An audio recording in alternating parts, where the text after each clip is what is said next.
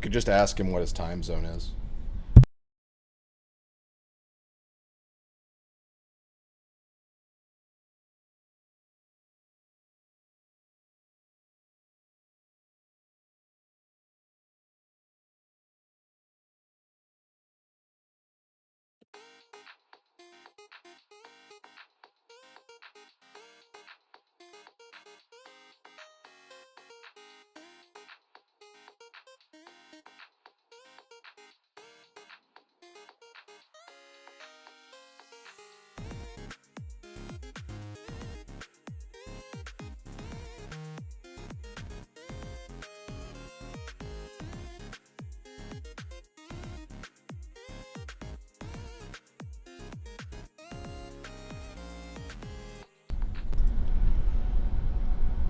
Hey everybody, there's the camera. Hey everybody, we're doing video for this, by the way. You guys didn't know that I have cameras. There's a camera in your house, there's a camera in your house. Get your finger out of your nose, Austin. Haha, made you look. Jake is on his way, I hope. He might be asleep, and if he's asleep... Okay, he said 8:45, so that gives me 10 minutes to explain how this is going to go to James. We've got James here, we've got Austin here. Not sure for how long, but we've got him here. Borderlands is out, so he's no life in that game.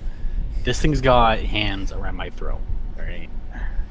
Okay, don't need to know what you and your copy of Borderlands do behind closed doors. Well, hold on. Right, maybe I should have said it differently. Yeah. And if I had a nickel for every time Austin should have said the words, I should have worded that differently. I'd be a rich man.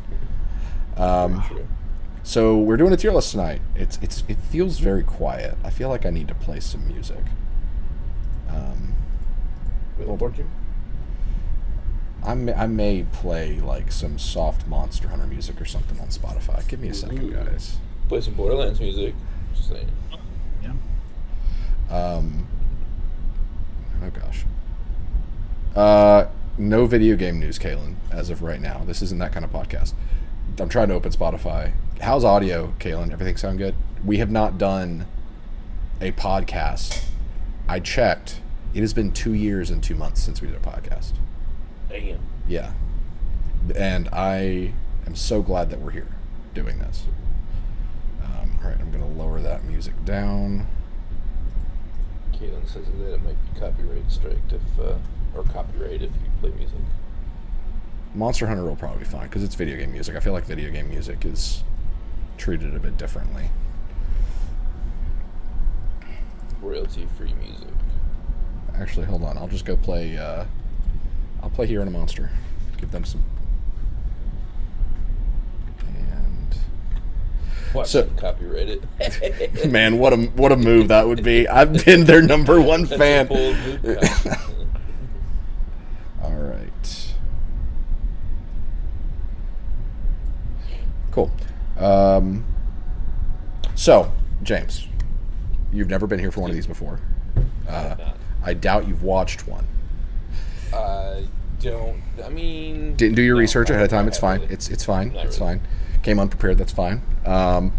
So, do you have the stream pulled up? And also, okay, I can do this as well, which I need to. I'm gonna share my screen here. So on Discord, it's not doing the thing. Okay. I had this problem with OBS earlier where you can't see the actual tier list. Hold on. This is what happens when we don't have time to do anything ahead of time, but it's fine. I can do entire screen, that monitor. Will that work? Yep, that works. Cool. All right. Can you see, well, I guess, can you even look at share screen on OBS or Discord? Yes. James sounds quiet. James, talk for me. I am talking. This is how I talk. I'll push him a little bit. My lips to talk. I'm tired. I'm a little tired. Yeah. All right. How's that, Missy? I bumped him about 30%. A few dibbles. 30%. I had you down to 60% for some reason. You must have a really powerful mic, just generally. Okay. Maybe. So, are you seeing the stream on Discord? No, I was looking on YouTube, but I can go to. Well, if the delay doesn't bother you, then you can just watch on YouTube. But I've got a straight feed coming from Discord. So See it now. Cool. So everyone in the chat. Oh. Yep. We're going to the Microsoft store for this. So let me know, guys, because it's been a while since we've done one of these, and I normally am not the one that's doing the source, because I think Jake usually would do it. So I'm streaming to YouTube, I'm streaming to Discord, I'm streaming music. A lot of stuff's happening, so if anything happens with the internet, please let me know. Just keep me in the know, because I can't have a feed of the stream pulled up as well, because that'll kill my internet. Anyway, so you should be seeing the tier list, James, correct? I do. Cool. I do. So the way this is going to work is we're just going to grab the first one. We're going to go one at a time. And we're going to, from the right, grab one of these. So this is going to be Shadow of the Colossus. Is going to be the first one. They did, Kalen. Thank you so much. So Kalen brought this up. I asked him to help me with some research because I was at work yesterday. And I was like, hey, I haven't played these games in a while. Can you find me some video clips that I can watch so I can have a refresher?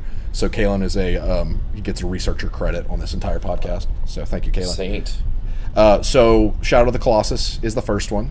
So we discuss, and then we decide where we place it, and then it's going to go, wherever it goes, and it's going to sit there as we continue to deliberate on other games. Simple enough. The categories, or I guess the tiers themselves, also pretty proud of this. The tiers are in the color code of an archery target. Oh, okay, sure. Okay, I liked it. So top tier, S rank, whatever you want to call it, is top 13.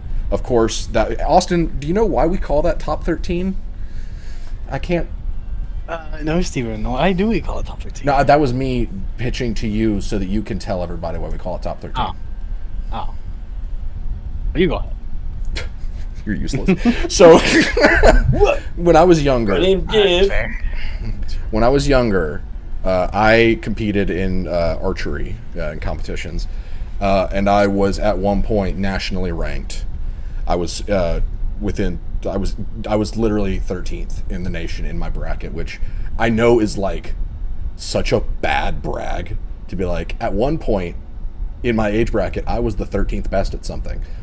But that's part of the joke, that it's like, that's my best brag and it's not even a good one.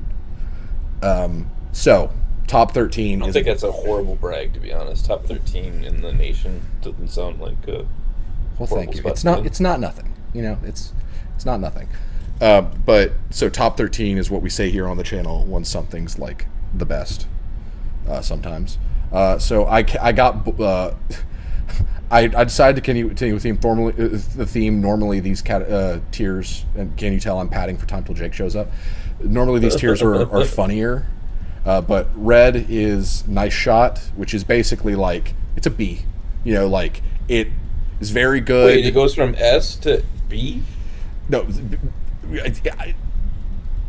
It could be A rank. I don't. There's going to be missing. It's probably going to go, if we want to go by that rank, it's S to D. Sure. So let's say S to D.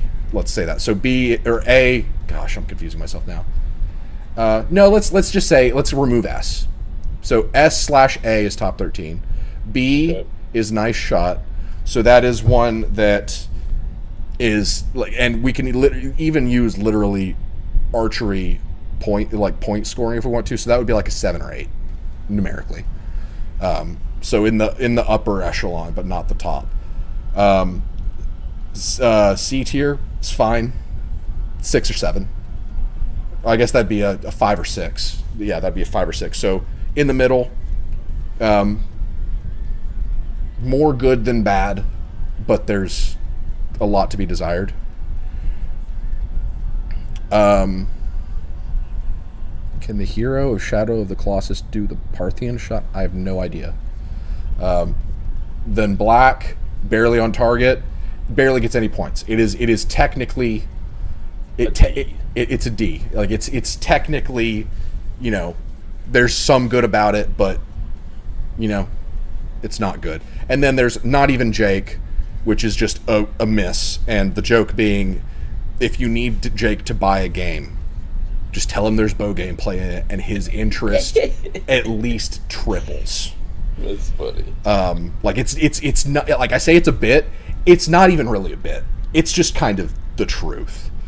Like when I was so you know the meme of the girl like drinking something and then she's got like the gross look on her face and then she's like like she thinks about it. That's Jake when talking about games because like talking about Daemon X Machina, Titanic Scion, I'd be like, yeah, there's exosuits, like, fly, all this stuff, and he's just like, and then it's just like, and there's a bow, and he's like, but yeah, so that's how this works. Okay. Easy enough for me. Teacher grading. Gotcha. Yeah, it's simple enough. A bowman on horseback tactic. Oh yeah, well you can do standing horse archery and Shout of the Colossus, but that's going to come up. So Jake said 8:45. Any questions from anyone in the call or anyone in chat? I was saying when we started this, but I'm really excited because the podcast is my favorite thing that we do here. I of course love the games, but I'm the kind of person that like I just really love intentional conversation, and so just sitting here, just kind of talking about things we love. I love that, and I'm basically a professional podcaster at this point, or podcast producer. So it's like I'm in my element, I feel like, when we do these. But yeah, it's good to be back. Vortex, glad you're here.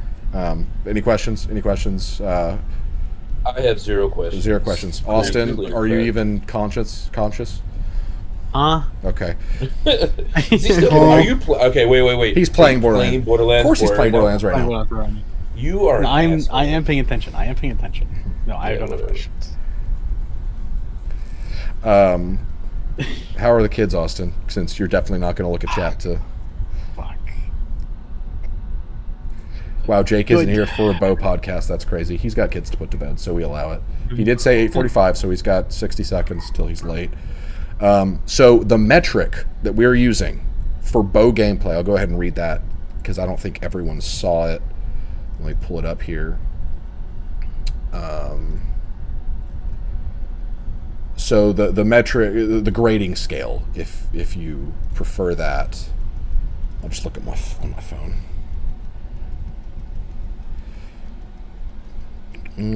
Okay, the grading metric. Bow gameplay.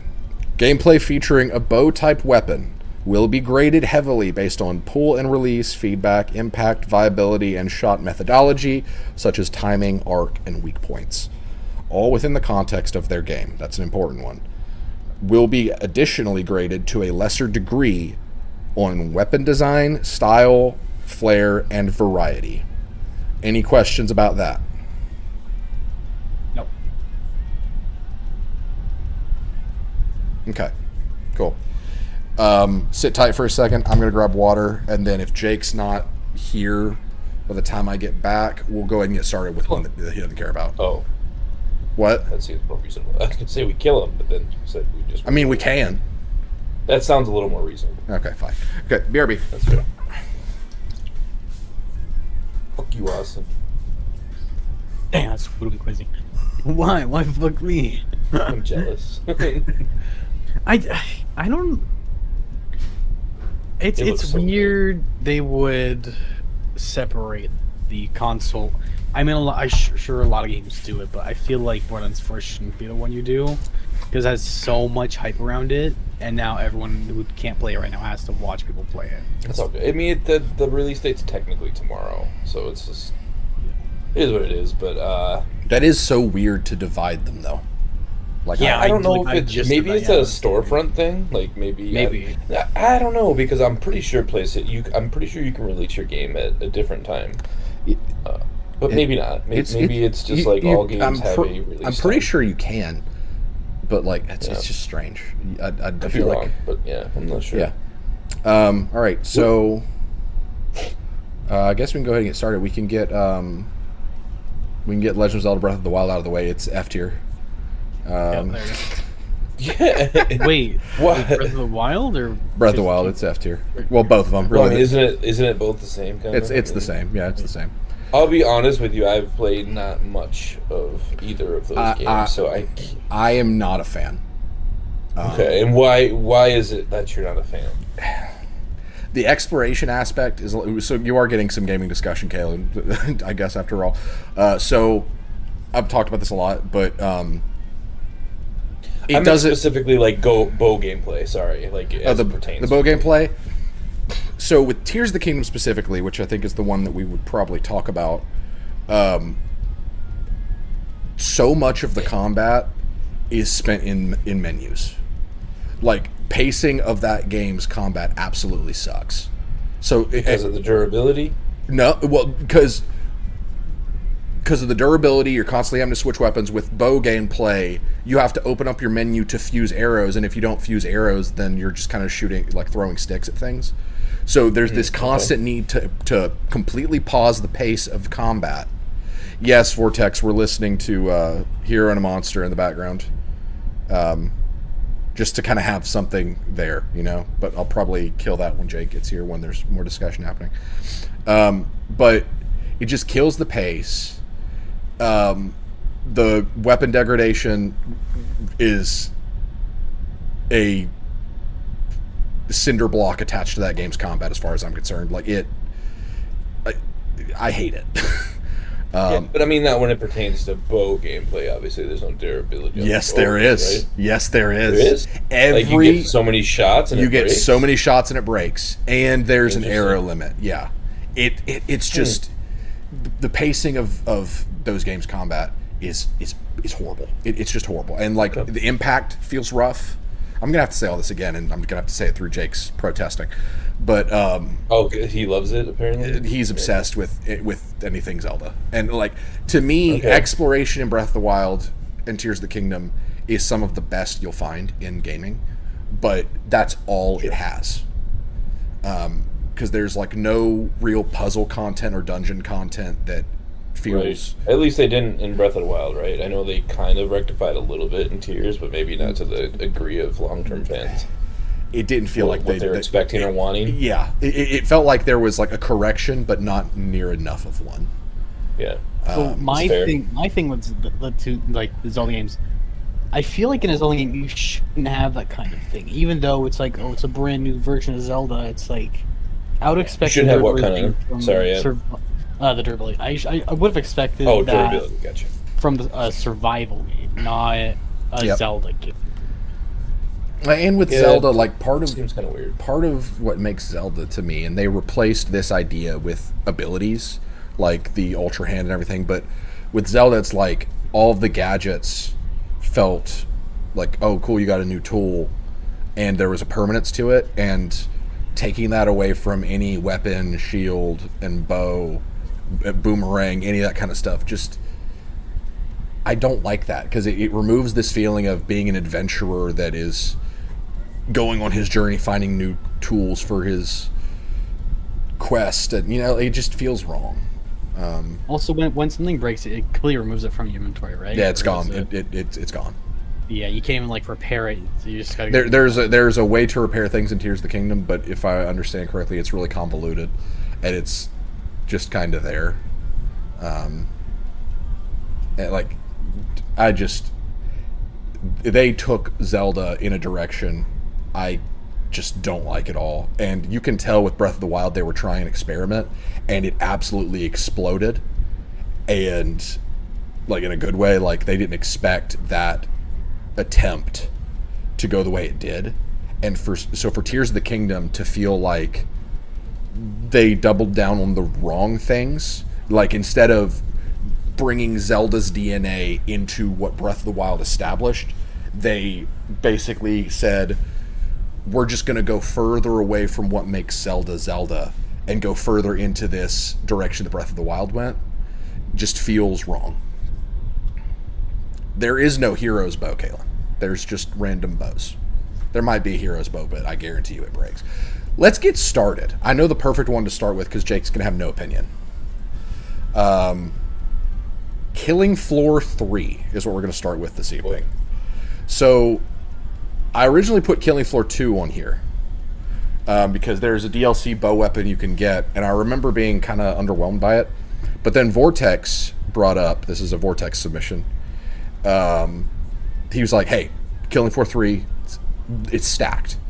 And that was surprising to me because Killing Floor has always been a game that's like really strong with its gunplay, and with the bow, it was just kind of like, I don't know about this.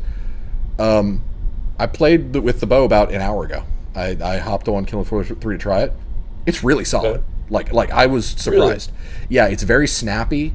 Pull and release feels great. There's different arrow types you can do in your weapon customization. There's attachments. I had a reflex sight on it at one point. Headshots are very responsive. Like, it's good.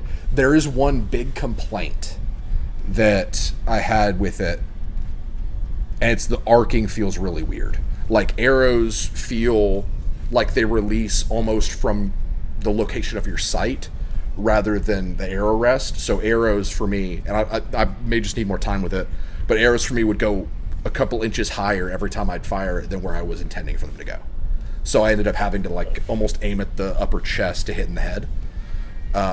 Ooh, that's weird. Yeah, like it may not have been that drastic, but with Killing Floor, it's a game where you don't really have the time to sit and think about the shots you just took. You just kind of go. It's like a reverse arc, isn't it? I mean, aiming at the chest to get to the head. It still arcs, but the point of the point at which it leaves the bow. I'm paranoid. My webcam that I'm using from work just turned purple. Like the light went from green to purple. If my webcam ever just turns off, I'm probably not going to notice. Someone in the chat, please let me know. Yeah, it's on right now. So you're fine. Cool. But yeah, so I was pleasantly surprised with it. I think it's probably okay. Okay, Vortex said arrow travel takes some getting used to, especially when you have an attachment that changes its trajectory. Interesting. Yeah. I think I'm okay with putting it in nice shot right now, with potentially it being moved later. Does anybody have any... I know this is one of those things that we're probably going to hit a lot in this tier list, being that only one person has actually done the gameplay. Yeah. But any questions, any input from... I mean, based off of how you described it, I would argue that it shouldn't be an A, essentially. Or no, this would be a B. Yeah, okay. State your case. Okay. Well, I mean, again, having not played it, that's what makes it so tough to argue. Yeah. So what's your thought based on what I said? Well, I mean, that's kind of an important thing. It is. Bow gameplay, like lining up a headshot at the chest is fundamentally wrong. Yeah. So my thought was between B and C. So do we think because that's such a pivotal part that we drop it in C? I say we drop it in C now, and then maybe have Jakey do a tiebreaker and see what he thinks based on your. He's going to have nothing to say. You don't think so? Like, I mean, I'm basing it all off your feedback. Yeah. So. Vortex, what do you think? B or C tier? I'll give you a sec to, and anyone in the chat, obviously, like this is a very collaborative, involved thing.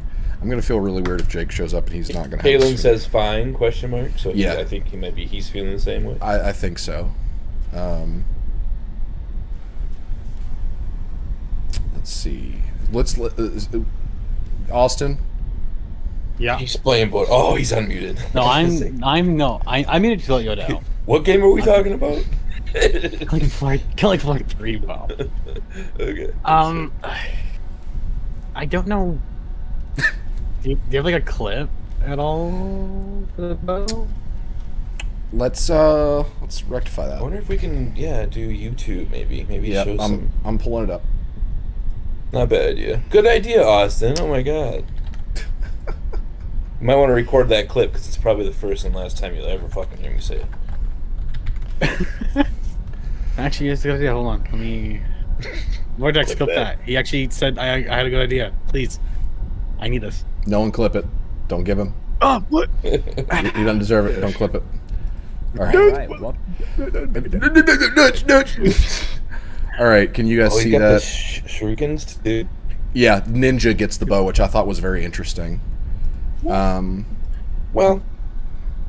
that makes sense, I guess. Well, in 2, it was the sharpshooter. that makes sense too. It does. I'm glad they gave the Ninja some other options. So, okay, hold on. I'm going to pause this. I've got to do some stuff on OBS real quick. Browser. Oh, can stream not see it?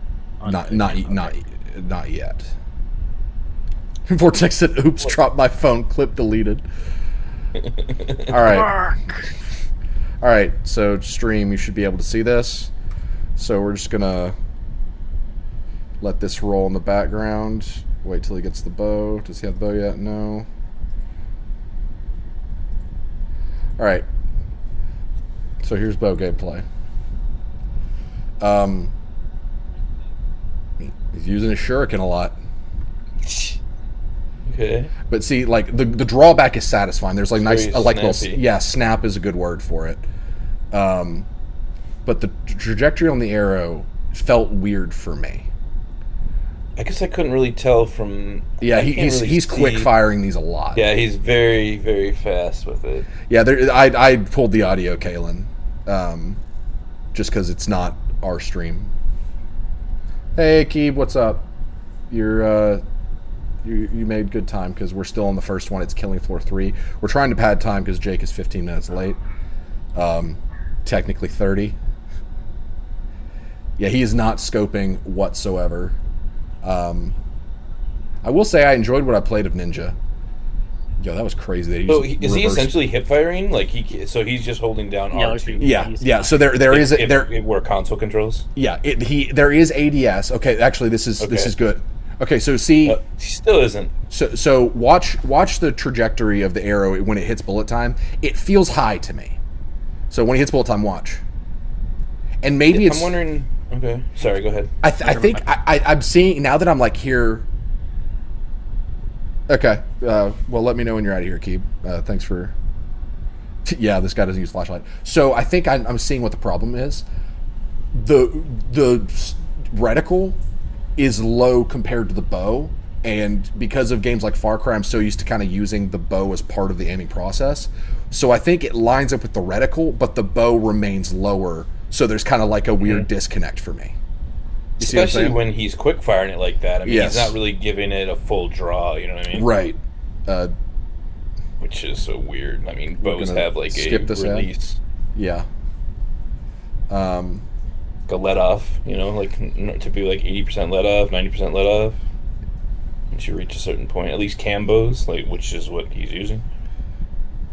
Yeah, compound bow. Yeah, compound. Yeah. Okay. Yeah, I think that might be what I was feeling. Vortex, what do you think? It looks like it's definitely going from the reticle, where maybe it doesn't line up perfectly with the model of the bow. Yeah. That I bet that's what the issue was. He said there's projectile speed buffs and rate of fire buffs, so it looks odd. Okay. Okay, that might explain some of it too. But I mean, like I think the only other thing that might get in the way of this gameplay is the game itself, and how when I think of bow gameplay, I think of silent, stealthy, like being able to incorporate stealth, lining up shots, lining up engagements. A more methodical approach to combat as a whole. Right. And with this, it definitely feels more so like, what am I trying to say? Like, I mean, it's a zombie survival shooter, so it's like, well, they know where they already know where you're at. Exactly. Whereas you're using a bow, most of the time you're using a bow, and the enemy doesn't know where they're getting shot from because you're trying to like methodically take them out. Yeah. Kalen said reticle is bad. And hit marker registration. I would say probably a low B, high C. Yeah. I think that's fair. Okay. I wouldn't disagree. Me personally, I'd probably go with fine, but I wouldn't say that it would be wrong if it was a nice shot. Vortex, this was your submission, so let's get from your opinion. Do you think this is a B or a C? Did the camera just move on its own? What the hell was that? Uh-oh. Was it a wraith? Put down soap. Guys, ride you. Check EV. EMF? EV? Fine with C, and I'm John Killing Floor. All right, C it is. All right, is Jake here yet? He is not. Wakey, wakey, where's Jakey? I really hope he didn't fall asleep putting his kids to bed because that's happened before. I'm going to have to buy him for Christmas an alarm clock. Okay, he said making coffee. He said making coffee and then he'll be up, but we are going to have to set up his camera. Gotcha. All right, let's move on. I'm trying to find ones that Jake wouldn't care about. Let's go ahead and do this one, because I don't think Jake really interacted with this game at all. Dying Light 1. Okay. For me, do we want to talk about it first? Because do you have any opinion on this, James? Do you remember the bow at all in that one? I do remember using the bow. It had been a minute since I've played the original Dying Light. I don't know if this... I mean, I know that Dying Light 2 in terms of like gameplay was a step up in just about every way. Yes. In terms of gameplay, just raw gameplay, not, a package game, but... Right. So I'm having a hard time distinguishing between what Dying Light 1 was and where 2 kind of improved. Yeah, so I've got gameplay pulled up here. I'll say that based on my experience with it, it's bad. Like, just... Seems, I remember it being kind of basic. It's basic. Didn't you have fire arrows too? Like you had just normal arrows? Wow, this looks kind of weird. Like the aiming, do people ever aim? Like, what the fuck is going on? It bothers me so much because I like when it comes to bow and arrow, I always like hard scope, if that's what you call it. Well, maybe not always, but like I get what you're saying. Yeah. So. But like with this bow, the aiming felt really weird. The range was really bad. I feel like it just felt like more so a gadget than a weapon, almost, to where it was like. You could not like use this as a main weapon. It was just kind of. By you saying that makes sense. You would use this as a backup item. You would use it as a backup. Yeah. Well, this looks more egregious than Killing Floor 3, to be honest. Like, it's definitely going to where the reticle is, not where the reticle on the bow is. Right. It also helps. Or the sight, rather. It also doesn't help that this guy fucking sucks. He does. He's bad. How do you know? Oh my god! You gotta find a different video, dude. Oh my gosh. Horrible. I can be better. Talking trash about a guy's gameplay more than I will say, like, I remember having a poor experience with it in Dying Light 1. My opinion is going to be very different with Dying Light 2, but in Dying Light 1, it was just kind of like, man, this is bad. It's just not good. I would put this below Killing Floor 3. Yeah, I'm thinking this deserves to be in barely on target. Either low D or high F. I would say barely on target because it's functional. Like it's Steven, should we just get the one out of the way? The one. Which one? Eldon. You're on it right now. So I want Jake to be here for that because in my opinion, it's going in F tier, and I feel like I can't place something in F tier as fairly if Jake's not even here to be. Is this camera follow it? Like, that's so weird. What? Yo, the camera is moving itself. Weird. What kind of camera is it? It's a webcam that I took from the studio. Oh, it just zoomed out. Yeah, like it's really good shot quality. Like this is like a little tiny webcam, but it looks great. I think it could be an auto adjuster camera. It probably Anyways, is. Back to bows. Spirit box. Anyways, yeah. Use the spirit box. I'm looking through our options. Jake doesn't have any opinion about Warframe. Let's go Warframe. Austin's here. Oh my gosh! Let's go All Warframe. right, Okay. This is a good option. Okay. So let me, Austin, state your case while I pull up some gameplay.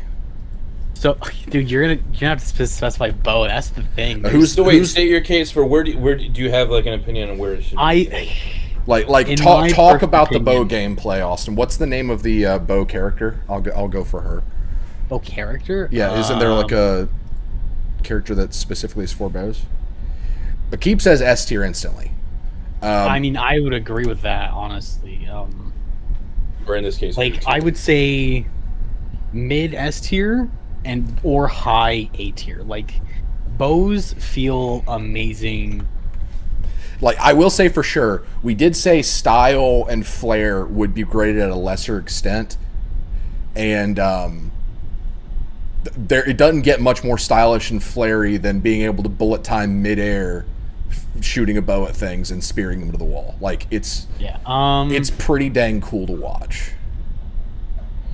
I would say the Nataruk is actually a really good one to choose. Okay. So how different are the bows? Because I've tried a couple of them, but it never felt like there was really any difference with the bows that I was using.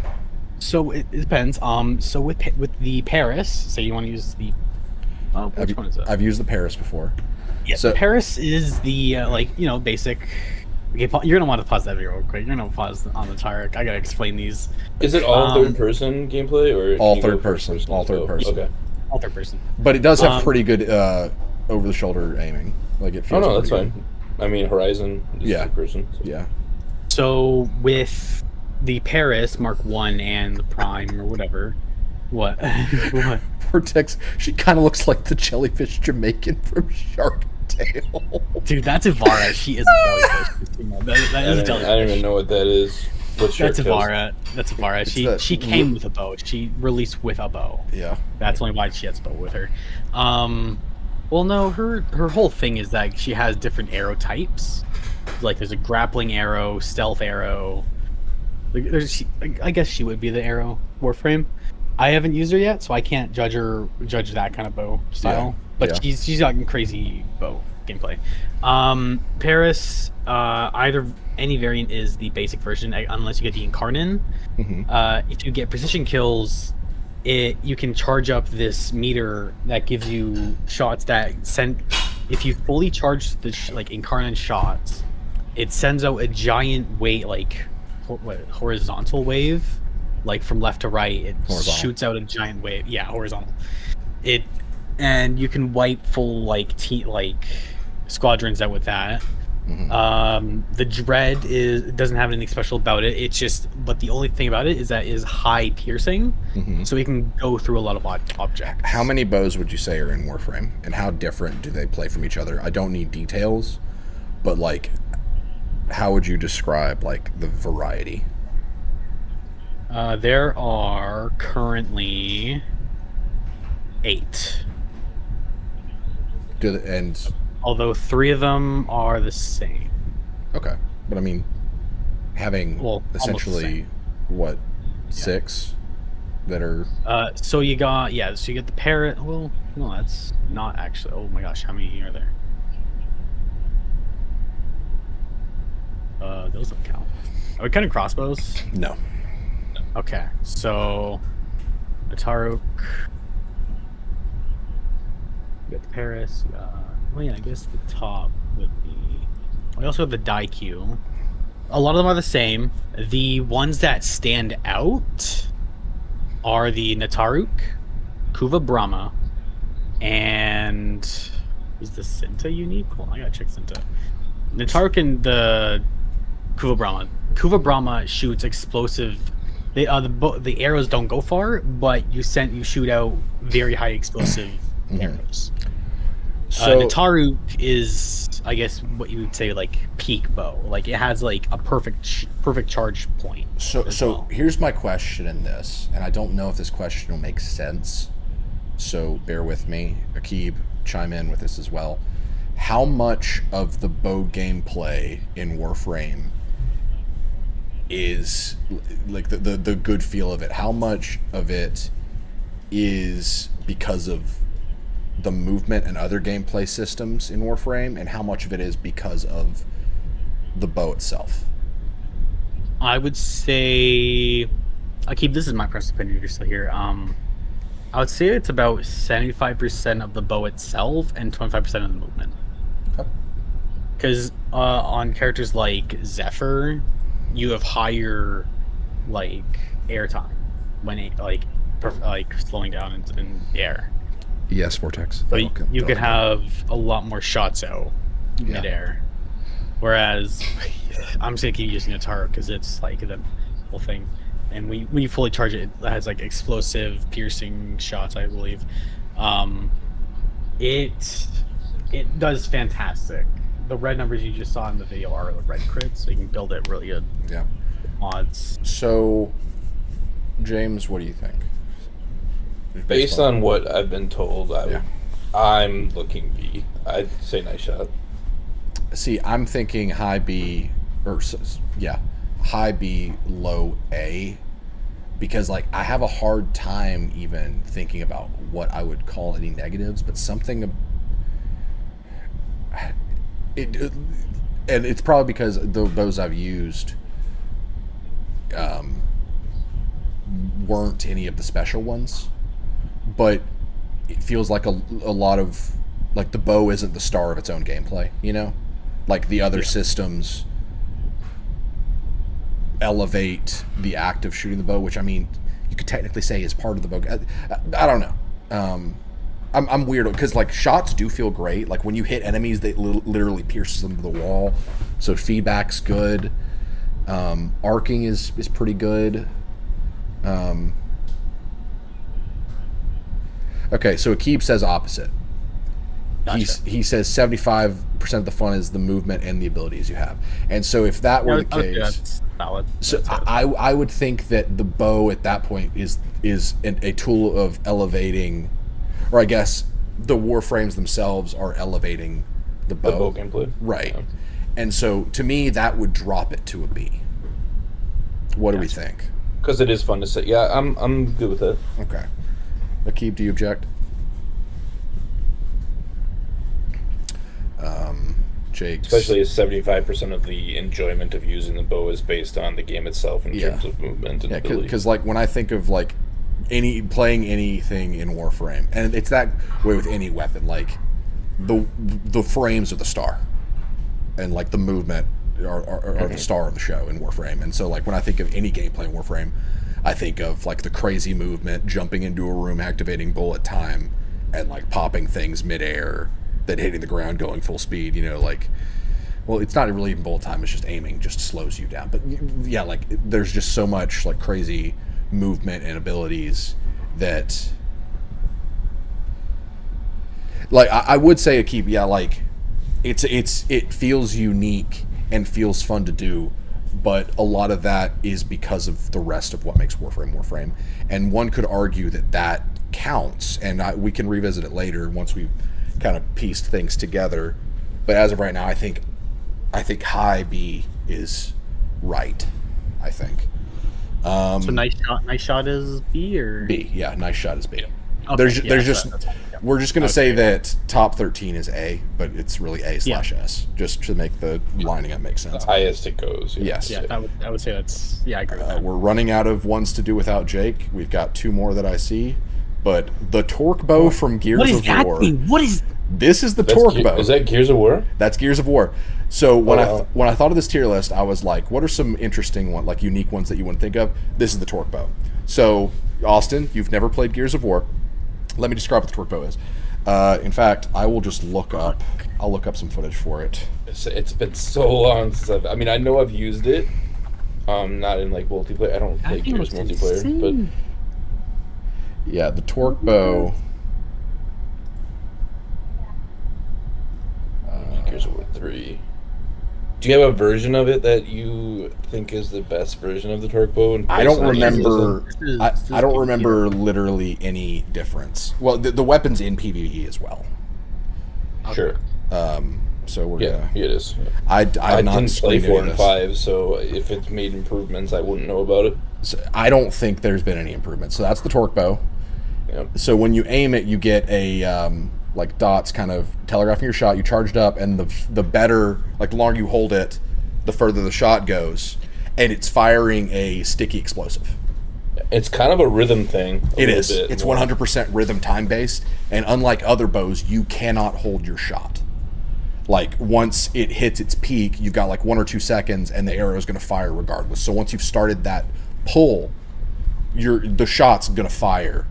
It's just a matter of when you release. So That's pretty cool. It's a really cool design. It's got one of the best executions in the game.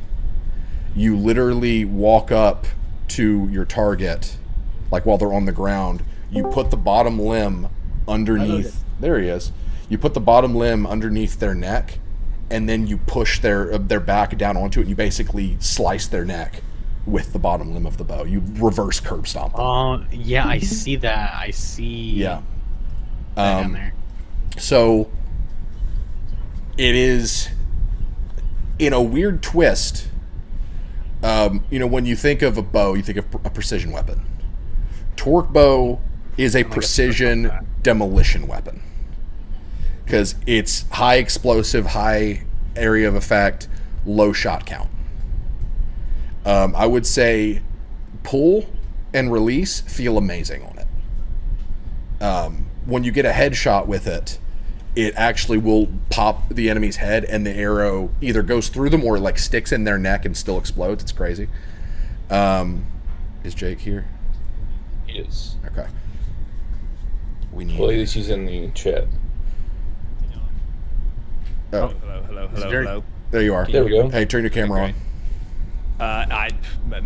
I'm about to have to walk away again. Sailors will back up again. Okay. I'm trying to see if she's gonna settle or not. Okay. We'll do what you gotta do. Okay, so so it's low shot count, pull and release feel great. But in terms of viability, it definitely falls more in the camp of it's like a sometimes weapon. Yeah. And so for sure. So to me that takes some points away from it. I don't know. What are we thinking? Austin, you seemed really like hyped about the look of this thing. Yeah, that thing looks awesome. I mean, that's an execution. I wouldn't be though. opposed to putting it in like B or A. Or wait. C or just like forget about the letter S. Okay. Very high C or like mid B, I'd say. I'm sitting at fine. That's where I'm at. Yeah, I'm torn because we have to take into account like the game in which it takes place. And Gears of War. Come here, buddy. Come here. Come here. Come here. Like, I don't agree. And Gears of War is a game that I wouldn't consider has very good sniping. A lot of people would probably disagree with that, but like it definitely the gameplay more caters towards aggressive movement-based gameplay, and so the torque bow with it really does feel like a sometimes weapon, not even because of its low shot count, but I feel like it's always going to be useful, but the times you use it, it doesn't really, you don't use it enough to give it time to breathe.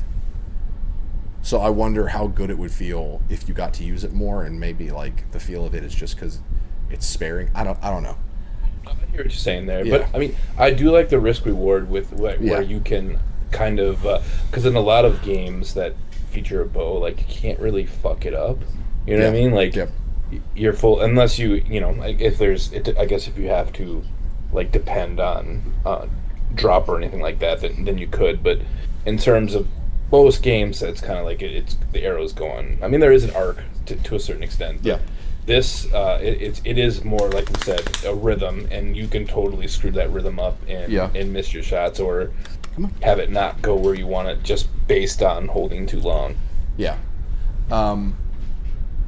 I'm thinking high C, low B, but I think I'm going to say low B because of the design. I know we rank lesser on design, but I've always thought it looks super cool. And like it's probably the most unique looking one in this list. So I think if we're between two tiers and we haven't really talked about the design yet, I think that should push it into B. Yeah, I'm fine with nice shot. Okay. You talked me into it. Cool. We're Yeah, I guess I forgot about with Warframe. Like, Night Shot is still a good spot for B. it's it's really good. Yeah, like I always forget about like it's Warframe. So like there's like a gun to outshine like the gun you're thinking about. Yeah, like top 13 is like the standard at which all bow gameplay should strive to be. Yeah. I should have just argued, what if I turned the BFC sideways? That's the big fucking crossbow from Doom. It doesn't count. It doesn't count. Whatever. That's dumb. Remnant 2. This is all you, Steven. James, plead your case. James, I really wish that you could go back to that game because I adore that game so much. Wait, what game? Remnant 2 or Remnant 1? Remnant 2. Remnant 1 didn't have bows. Gotcha. Right. Forgot. So let me find some Remnant. I feel like it's really solid. Feel you Vortex tried so hard to think of a way to get Arkham into this. How would you... Batman's not using a bow. Remnant has a bow. No. What? Remnant 2? Yes. Well, Vortex. I mean, that might have been the comment. Oh, I see. Yeah, the chat. Yeah. Remnant 2 has a bow. Has a few bows. Yeah, it's an entire weapon classification. Yeah. So we're going to show this guy here. Pizza Hut ad. So, first thoughts, it feels very Tomb Raider. Really? Like the dialing in of the circle to indicate timing. I remember timing being really important. Shots feel good. It's a great precision weapon. Because shooting faster than the Lord of the Rings guy. Yeah, the Lord of the Rings guy. His name is Legolas. Show him some respect. Whatever. I've seen that movie like once. And one of the cool thing about Remnant 2 is that weapons, come with abilities on them, and I think all but maybe one of the bows, or maybe even all of the bows, have a specific special ability. Sagittarius creates a portal above your target and drops arrows on them. Pretty cool. I'm trying to find out because there's a one that we did, the DLC we didn't do. Mm-hmm. The Neyrud one. There's a bow in that one. There's a secret bow in that. It's called the Genesis bow. Batman puts a crossbow base on his. There is an ammo limit at the bottom right. You see. Yeah. Okay. Just doesn't look like there's any arrows in his quiver. Is there even a quiver?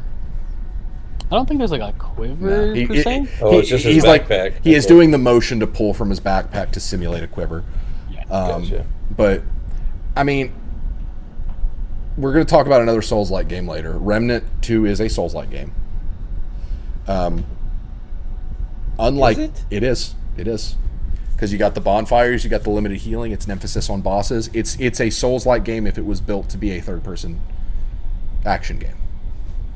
I guess maybe the procedurally generated.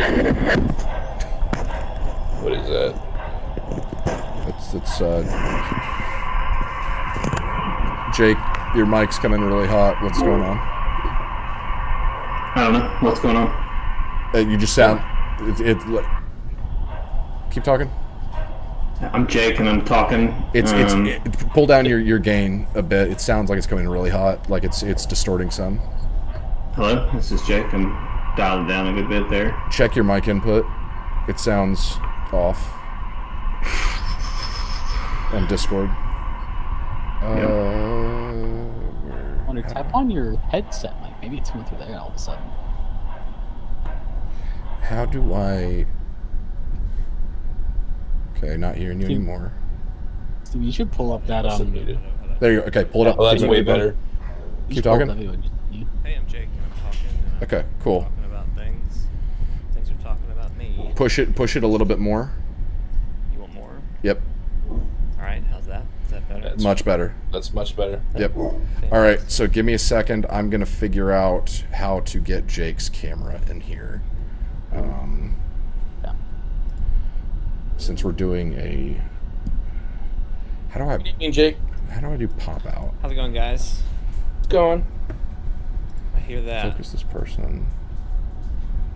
In some ways, it's not going well. Nope. In other ways, We were stalling. Just stalling, you know? Yeah, no, kids got a late night start. Yeah, it's understandable. And then the house was a mess, so I had a lot of things to clean.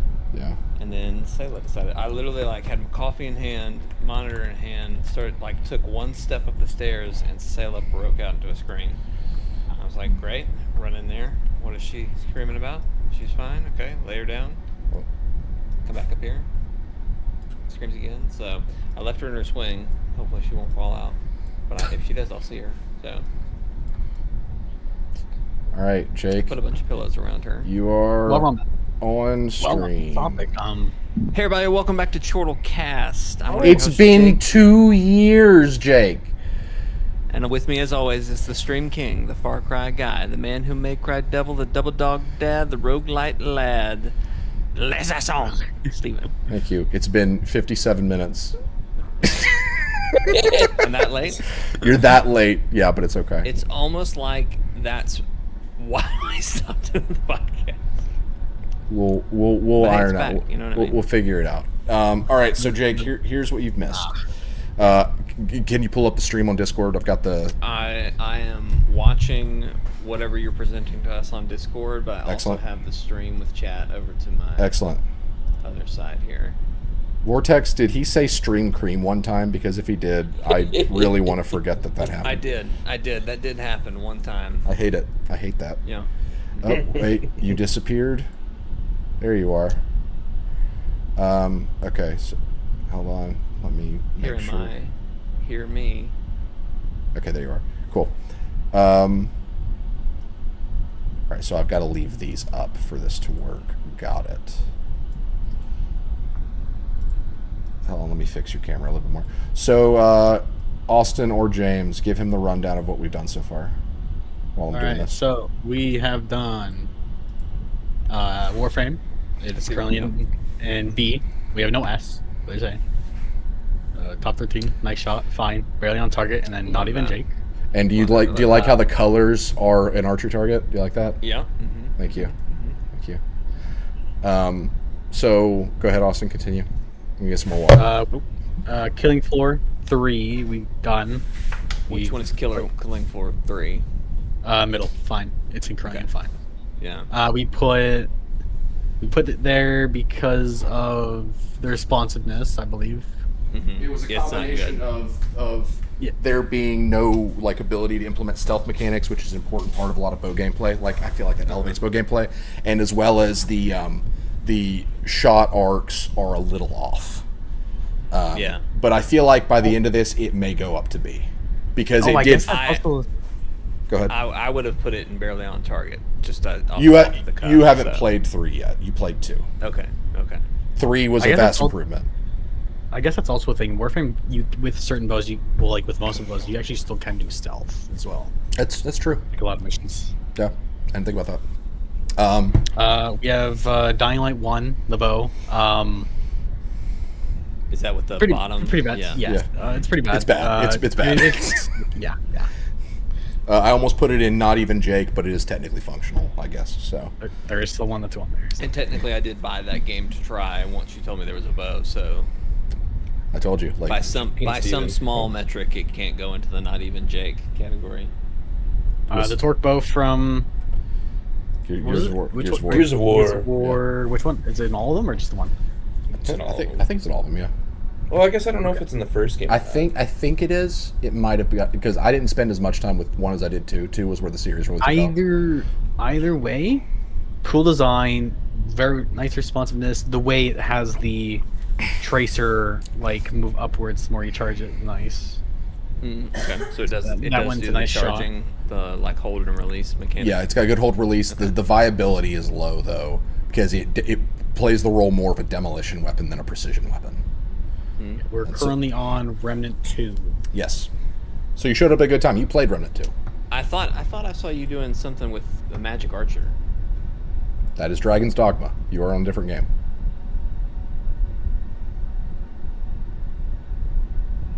Did you already do that though? No. Did you already vote on that one? No. Okay. We've done 4. You see them on the screen. We are on Remnant 2 right now. Gotcha. So why did you start showing Dragon's Dogma footage? Huh? That was Remnant 2 footage. That was Remnant 2. Oh. Okay. So the bow in that is called the Sagittarius, it looks like a magic archer bow. Yes, it creates a portal above the enemy. Its special ability is it creates a portal above the enemy and rains arrows down on them. That's cool. So it's a very Jake bow, but I don't know if you got that far. I would say I don't think I got far enough that I ever got one. That was DLC. That one boss. No, wait. Was it? No, it wasn't. It was was the second option. It was the second world point of Remnant 2 Watch Ultra, for the one place. It ultimately is just fine. I like the biggest watch they have. So the Apple Watch Ultra goes in fine next to Killing Floor 3. We established that. It goes on. Fine is good for that. Yeah. There was the Royal Hunting Bow. I'm thinking of all the bows in Remnant 2.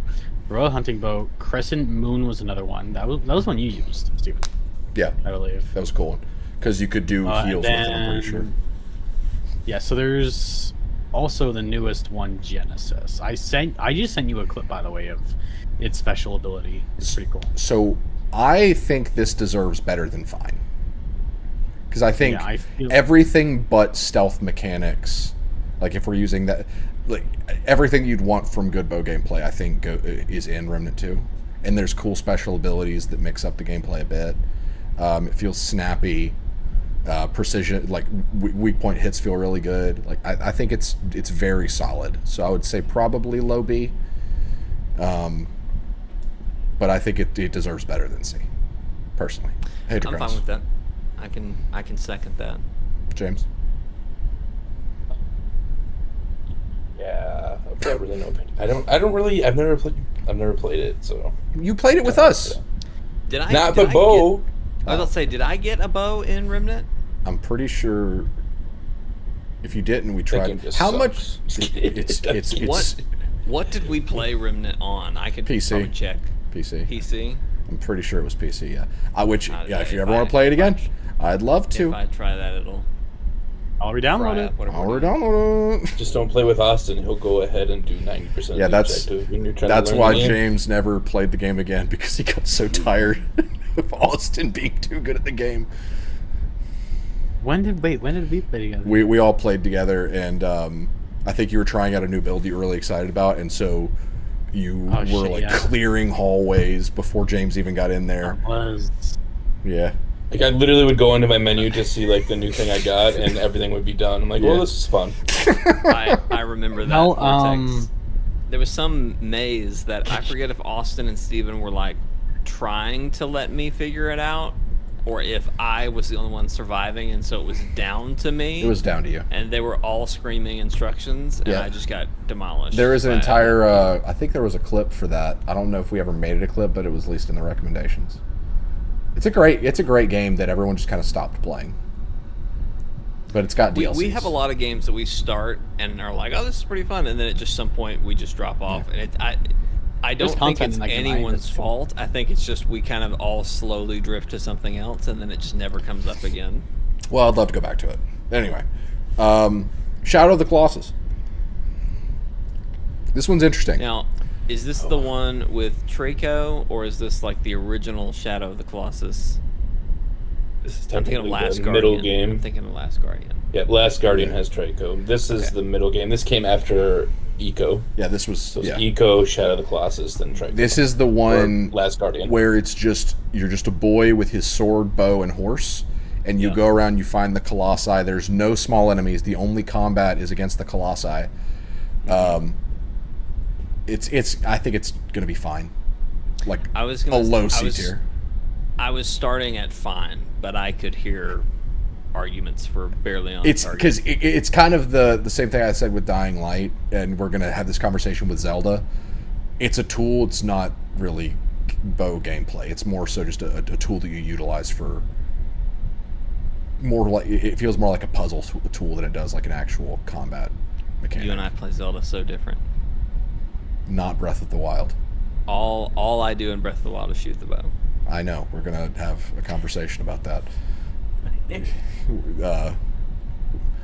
Which is why we haven't done Zelda yet. So this is hard to have an opinion on because I don't. It's been since like 2005 since I played this game. I think I've never played any of these. It's an amazing game. Gaming sin of mine. It's especially being like a PlayStation person. I know. You really should have. Well, I know it's a good game, but like, how does the bow affect these large colossus? Like, what's the point of the bow? So some of them, like some of them, like I think like the elephant one, you could shoot it in the feet. Like the bow is used in combat, but like we're ranking like the act of shooting a bow and how it plays a role in more so than okay. And so like to me, it's there. It's one of your options, but it doesn't go beyond that. And so I would say barely on target, but I do think that there are some creative things in there, like you could find an apple in trees and shoot them down to like have better max health. You could do like horse archery tricks, like stand up on your horse and shoot while you're riding the horse standing up. So cool little things like that, keep it in C for me, I think. Okay, I'm fine. I can hear that argument. But like it's really just kind of there. Any objection? Yeah, fine. Barely on target or fine would be where I would. I guess I just don't. I mean, this isn't a reflection of the game itself. We're talking specifically. It's just the bow specific, right? And that's something we need to be very particular about. Continually reiterate that. Yes, because there will probably be some hurt feelings. All right. Damon Ex Machina, Titanic Scion. This is the best picture I could find because the game's been out. Not even Jake. No question. Not even Jake. Okay, hear me out. So the bow gameplay itself is fine. Like, it feels decent enough to shoot the bow. I would say it's fairly viable because weak points do play a big part in the game. I haven't used the bow much because I've just been finding my niche with other weapons. Let me see if I can find. I'm not even like, no one's got a video on this. No one's playing this game. But I still haven't finished the demo. But my 30 minutes with the demo, my immediate thought was, I'm gonna be flying and running so fast. I don't know how I'm gonna shoot a bow. So I never made it to where I had a bow to try, so I could be wrong, but my initial moments in the game, I was like, this does not feel like a game that I can shoot a bow in, but okay. So if it's got a few things with it where they put intentional effort into making the bow have a place in the game, and I appreciate that because there is a crap load of weapon variety in Daemon Ex Machina. The bow and the knife specifically, when you get kills with them, you have better loot rewards, or like you get more currency, or you have a better chance of finding rare loot or whatever. Like there is a mechanic of that, kind of like in Red Dead. Hunting with the bow has higher yield. Other than that, I would say it's there. Like it doesn't do anything to exceed. So my first reaction would be probably low C, because there was effort to put in it to make it unique in some ways, but it doesn't, like, the feel of it is just fine. Like I wouldn't say it's bad, but I guess you could go to the conversation of viability, which, funny enough, I feel like this conversation and Red Dead 2's conversation are going to be pretty similar, which is super weird. But so let me ask this. Yeah. One reason that I like bows over and reasons that I like bows, revolvers, and like snipers, or even rifles and things like that. They're if you hit the target, most likely it's dead, or it's like it's a fewer number of shots that have to land for the target to be dead. Yeah. Do you feel like the bow in this sort of meets that a little bit, or is it kind of a middling? Against smaller enemies, yes, I would say it's probably more of a hunting tool, like to kill smaller enemies with, for like resource gathering. But the act of shooting it is fun. But against colossi or titans, whatever they're called, there's probably a bow in the game or certain builds in the game that really elevate it, but I haven't gotten to the hyper specifics yet. So I would say it's got viability in certain things, but for like big boss battles, I don't really see you bringing it. But like smaller enemies. How do you feel about putting it on barely on target? I'm okay with that. All right, let's do that. That's where I was feeling it too, to be honest. There's a part of me that would like to make the argument for it to be not even Jake, but no, I think that's more for the joke. I assume I think it will be better than that. I think you'd be surprised because like I know the game as a whole that you've played already probably feels like I don't think I'm going to enjoy shooting anything in this, but the bow does feel like you actually do aim with it. It doesn't use a lock-on mechanic. I need to finish the demo and try the bow, but you do. You get one pretty early. I got to the point where you were running through a bunch of hallways, and then you got to a mounted gun and had to defend yourself. So you're literally like 10 minutes into the game. Yeah. But I was not having fun. Yeah. Up to that point. Well, you hadn't even gotten to like really fly yet. Like that's literally like 5 minutes of gameplay. Yeah. Give it another chance. Running felt funny. And so did I didn't even like hitting things. So anyway, give it another chance. God of War Ragnarok. I have nothing to say here. What? Someone take it. I mean, I would open the floor with fine or nice shot. Honestly, I think it's really, really fun gameplay. I mean, I think it meets all the requirements we talk about like, you're pulling back and holding. You have different magical effects that you do with the bow. It is his primary weapon. And I say primary, like it is pretty much the only method of weapon. When he melee hits, he hits with the bow. But his missions in Ragnarok, I think I mentioned this last night, but like when it first happened, I was like, ugh, I'm used to just meleeing this game, so I'm not used to shooting a bow and doing that. But the more you level up Atreus and use him and go through his stories, the bow started to feel really good.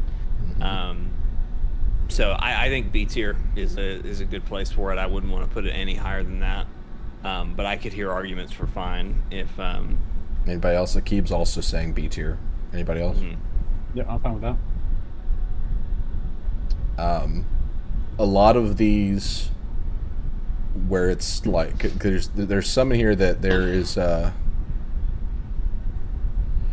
Vortex is speaking highly of it, even though he must have looked up gameplay. When it gets to these games where it's just like a third person character action game, we're probably going to have to get into the minutia to move things around, because looking at gameplay for like Remnant, Tomb Raider, Red Dead, Horizon, God of, like a lot of these feel like they hit very similarly, so some of these are probably going to have to move. Are you saying that you don't like the third person? No, I'm saying that they all feel pretty similar, very samey, and so to differentiate, we will have to. I feel like it would be only fair to say like, okay, what does? It's funny you said it, because something I was trying to formulate in my head, but now that's kind of cooked a little bit in the back. I would almost describe Atreus's bow gameplay as like Spider-Man web swinging. You have so many games to pull from, and it's like so many have done it right, and when you try to dip away from that, people really reject it. So if you just do what feels right, like do what has worked, and then maybe build on it a little bit, that's very much kind of how this feels. So I don't know if that's a good example. Like I said, I think you threw me with the example of Spider-Man web swing, and I was trying to I think you lost me. I'm basically saying like there's good bow gameplay, And if you just copy and paste that, then it's functional. It's fine. Then it's function. You know what I mean. So yeah.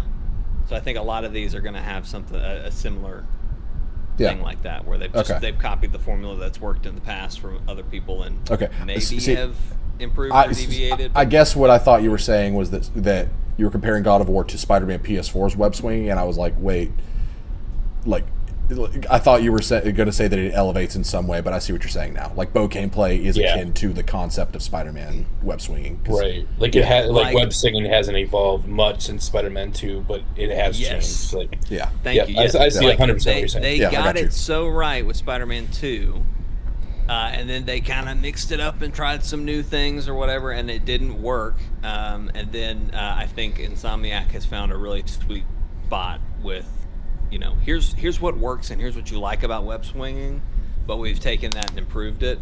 Yeah. And so, basically, what I'm saying is, fine and nice shot could almost be Spider-Man 2 web slinging, and anything that goes into the top 13 needs to be like Insomniac's Marvel Spider-Man level web swinging. Like, pretty much. I think that fine we'll probably end up needing to get more of those games that just kind of like, spoiler, I think Skyrim should go in fine. I'd even put it barely on target. Well, I think Skyrim, let's just go to Skyrim. It's here.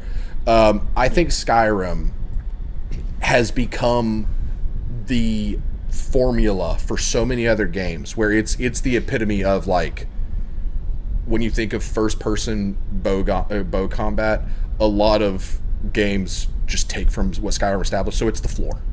Like it is like what you should expect. Like it's the epitome of like I guess not the floor, but it's the middle of the road.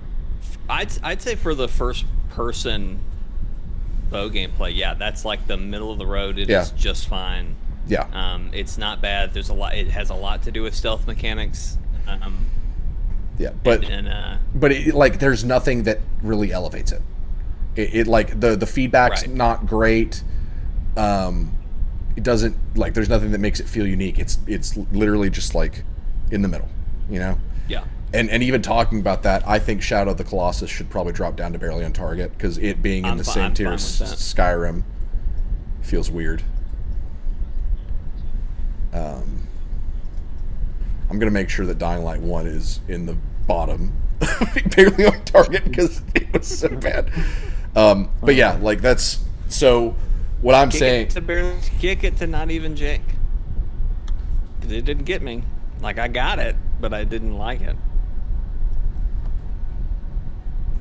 That way I don't have to keep moving it. All right. So yeah, Skyrim, we feel okay. I thought that one might be a controversial. I feel good. That's a good metric to kind of build off of. So I like that. So I'll go ahead and go to this. I'll go to my next potentially hot take. Far Cry. Far General Cry 3 or... specifically. So I use Far Cry 3 as the visual example, but they're all interchangeable because pretty much every Far Cry game is the same. Yeah, they do feel very similar. They're all To me, that's fair. This is top 13. Damn. Wow. Like everything that goes into the bow game. Like when I think of first-person bow gameplay. You know what? I second. Right? So really, because just thinking, I was kind of afraid you were going to say it was bad, and I'm sitting here thinking about all the arcades that we did, and I was exclusively dog mask and bow, and it felt good. Every shot, Destiny's one that's going to come up in a minute, and I'm just spoiler. I'm going to argue for top 13 for that. I know you are. But this, I would say, is somewhere right below that. So I'm cool with it being maybe the bottom of top 13. To me personally, as of right now, when Far Cry is Far Cry 3 upwards is the gold standard, the highest praise you can give first-person bow combat, because there's decent variety. You can customize the bow to where you can do, bare bow with no scope. I did that a lot, and oh my gosh, my camera just zoomed in super far. What the heck? Okay, now it's going. Trim your nostril hairs. No, I like it. I'll read that in a second, Vortex. There's arrow variety, so the bow feels like it is viable in any situation. Arrow variety meaning like different. What do you mean by that? Explosive arrow, fire arrow, regular arrow. Okay. Like there's different arrows. What the hell are you doing? Thing. Arrow variety. Like there's a tool for every situation. The gameplay of Far Cry itself really elevates the concept of the bow. That's what I was thinking. To be like the open worldness of it, and like the bandit camps especially. Like that's probably where it shines. Like like the idea of being like a jungle predator on these outposts where you're doing the like outposts. Thank you. That's what I meant. Yeah, like where you're scouting them out, and then you like go up to a tree line, you take some shots. The pull and release feels great. There's a satisfying like arrow hit. Like the sound feedback is great. The idea you almost want to be methodical on how you take them out, right? Yes. So that no one sees. So there's the method. Which, again, the gameplay of Far Cry. Okay. There's a perfect blend with both gameplay really shines when there is a I would even say like equal stealth viability and combat viability, and Far Cry does that exceedingly well. See, I was going to say nice shot, but you and Jake kind of talked me into top 13. I would put that top 13. Yeah, I really do think that it is the best. If it has to drop for some reason, it's got to be the top of nice shot. Now, I will fight. I'm great with it being in top 13. This is one that I feel strongly enough about to where like if anyone says we need to move it, they're going to have to go through me, and I'm fine with having that discussion. But I really do think this is the one. In terms of like being the highest praise for first-person bow combat, I think it hits just right. Shovels, Caitlin. Gotta love the shovels. I really wish I knew why this camera is doing what it's doing. It's freaking me out. Steven, yeah? I'm gonna make an argument right now. Yeah. We should fucking play arcade. I'm down any day. I love Far Cry Arcade. James, you really missed out on Far Cry. I was about to say, how do we get a 4-man crew? Can we do 4-man or is it just co-op? It's just 2-person co-op on missions, but we could do like death matches. Like we could do the shovel dodgeball again. Those were so fun. Oh yeah. Mm-hmm. Which Far Cry is this? 5? 5. Okay. Far Cry Arcade was user-generated content. You could do like co-op missions, PvP maps and stuff, and the community was fantastic. A lot of subscribers that we have remember it. Yeah. came from Kaylin came from Far Cry 5. Mm-hmm. Okay. So hold on, let me look at chat. Vortex is mapping out a Spider-Man game tier list, and he said F has to be C, you chump. For future reference. I was wondering what I missed that comment at the top of Spider-Man tier list. We could do that. There's enough of those that could be an interesting conversation. It could be. Put that on the list. There probably is eye tracking on the camera or something. It's a fancy webcam, but yeah, you're gonna have to deal with the dramatic War of the Worlds style editing camera thing going on right now. Anyway, yeah, I would be down for revisiting Far Cry Arcade. I love that game. All right, so let's go ahead and knock this one out. Yeah. Legend of Zelda. So I picked this picture. I picked this. I know it's not Link to the Past. We're going more so with Ocarina of Time, Twilight Princess, Wind Waker, typical 3D Zelda. Okay. So this is not. This is specifically not Breath of the Wild. Yes, that comes later. Okay. I think it's in here. Gotcha. Let me make that's sure a good way to break it up. Of like pre Breath of the Wild and post Breath of the Wild. Is it not in here? Hold on.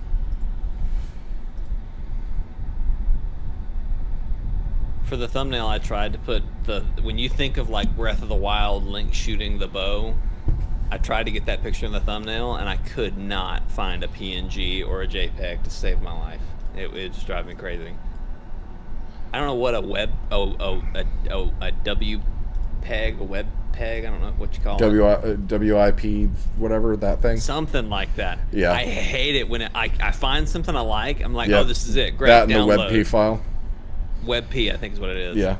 It always does that. I'm like, why? So, Kaylin, I can still pull up gameplay, but I don't think we really need to talk about like 3D Zelda gameplay, right? Because like there's so little to it, which is why I argue barely on target for 3D Zelda gameplay.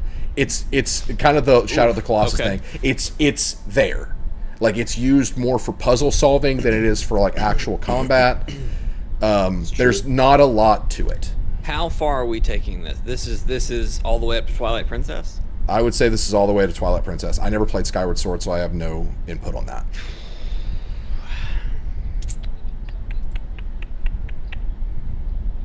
I was going to open the floor with fine, and then you open the floor with barely on target. Well, it's just because, like, barely on target, kind of what defines it is it gets a participation award. Like, it does the bare minimum. And I would say, much like Skyrim is the, like, middle of the road, I would say old 3D Zelda is the bare minimum.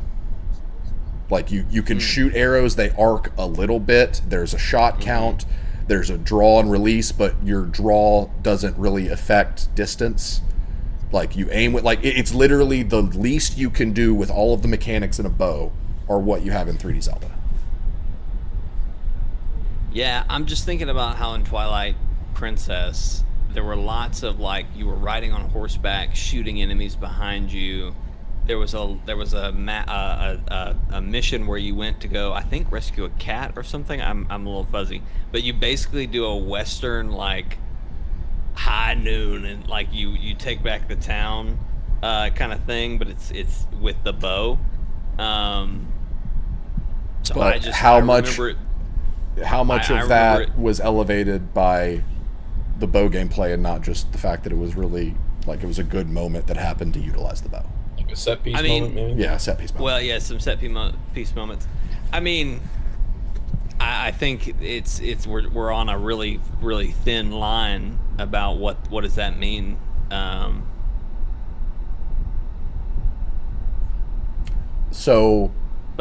like Shadow of the Colossus, using that as an example.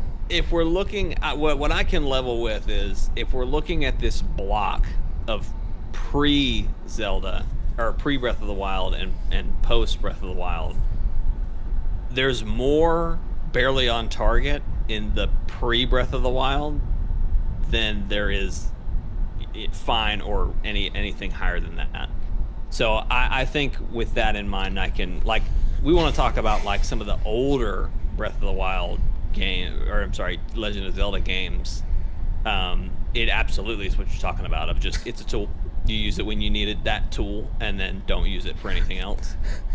Yeah. Vortex. What? I've never played a Zelda game. How would you guys explain its gameplay in a nutshell? Not Doom-like at all, I'm guessing. No, not Doom-like. No, Not Doom-like. no. It's Zelda-like. I guess we should write an essay on the similarities between Link and the Doom guy. Who would win in a fight? Some immortal child or Doomslayer? No, I didn't say who would win. I'm just saying it is kind of interesting, you know. Yeah, it's not. They have some similarities. There's not. There's less similarities between Doom and Zelda than there are Animal Crossing and Doom. But so I think I could do barely on target, just thinking more about, like, literally like the originals. So here's my thinking. Same with Shadow of the Colossus, because I think the argument of set pieces. Shadow of the Colossus is a great example, because Shadow of the Colossus, in terms of weapon field, does not have good gameplay. They are there. They're a means for you to, like, they are tools for a puzzle, because combat in those games is essentially a puzzle. Like, how do I take down this Colossus? How do I climb him? Yada yada. There are a lot of Colossi fights in Shadow of the Colossus that I would say are, like, amazing set pieces and very memorable. But just because I used a bow in that set piece does not make it, like, the bow did not elevate, the experience of using that bow did not elevate that set piece at all.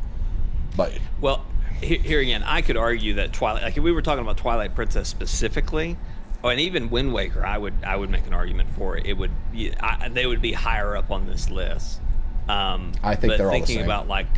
Thinking about Ocarina of Time or even Majora's Mask, like, yeah, it's definitely more of a tool set piece thing. But I think you and I play Zelda games differently, though, because I do try to. I enjoy the bow in those games. I use the bow in combat. I use the bow a lot in those games for combat. I was a bow nut when I was a kid. Mm-hmm. I don't know if you know this, but I competed nationally you were in competition. Top 13. I was top 13. That's why we have this. Yeah. Link would get literally eaten with hot sauce. We're moving on from that vortex. Let it go. I'm good with barely on target for the reasons Jake stated. Like we're as a whole, holistically, we're looking at Zelda from beginning up until Breath of the Wild. Yeah. We're gonna warp him a little bit. There you go. But I just think that God intended. I think all 3D, Wind Waker, Twilight Princess, Ocarina of Time, Majora's Mask, the bow is virtually the same in all of them. The only difference is the coat of paint, and that's going to come up later with other games. But we'll Wild Hearts. Oh, we went there. We did. Thanks for this, Steven. How does it compare to Monster Hunter? In terms of what you would expect from bow gameplay, it's more akin to like a more methodical approach, bigger hits, staying further back. So I would say wherever Monster Hunter lands, Wild Hearts should probably be a tier above it. Because the way the mythology, the methodology of the bow and Wild Hearts, and I'm not saying I prefer playing the Ghost of Tsushima's come and Kalen. I just think that using the metric that we said, Wild Hearts hits that metric better than Monster Hunter does. I think Monster Hunter's bow is a lot more defined. It's more fun, but Wild Hearts, the bow is basically the only weapon I use. Well, that's not true. It was the main weapon I used, but the whole idea of it is kind of think of Anthem, a prime and detonation like approach.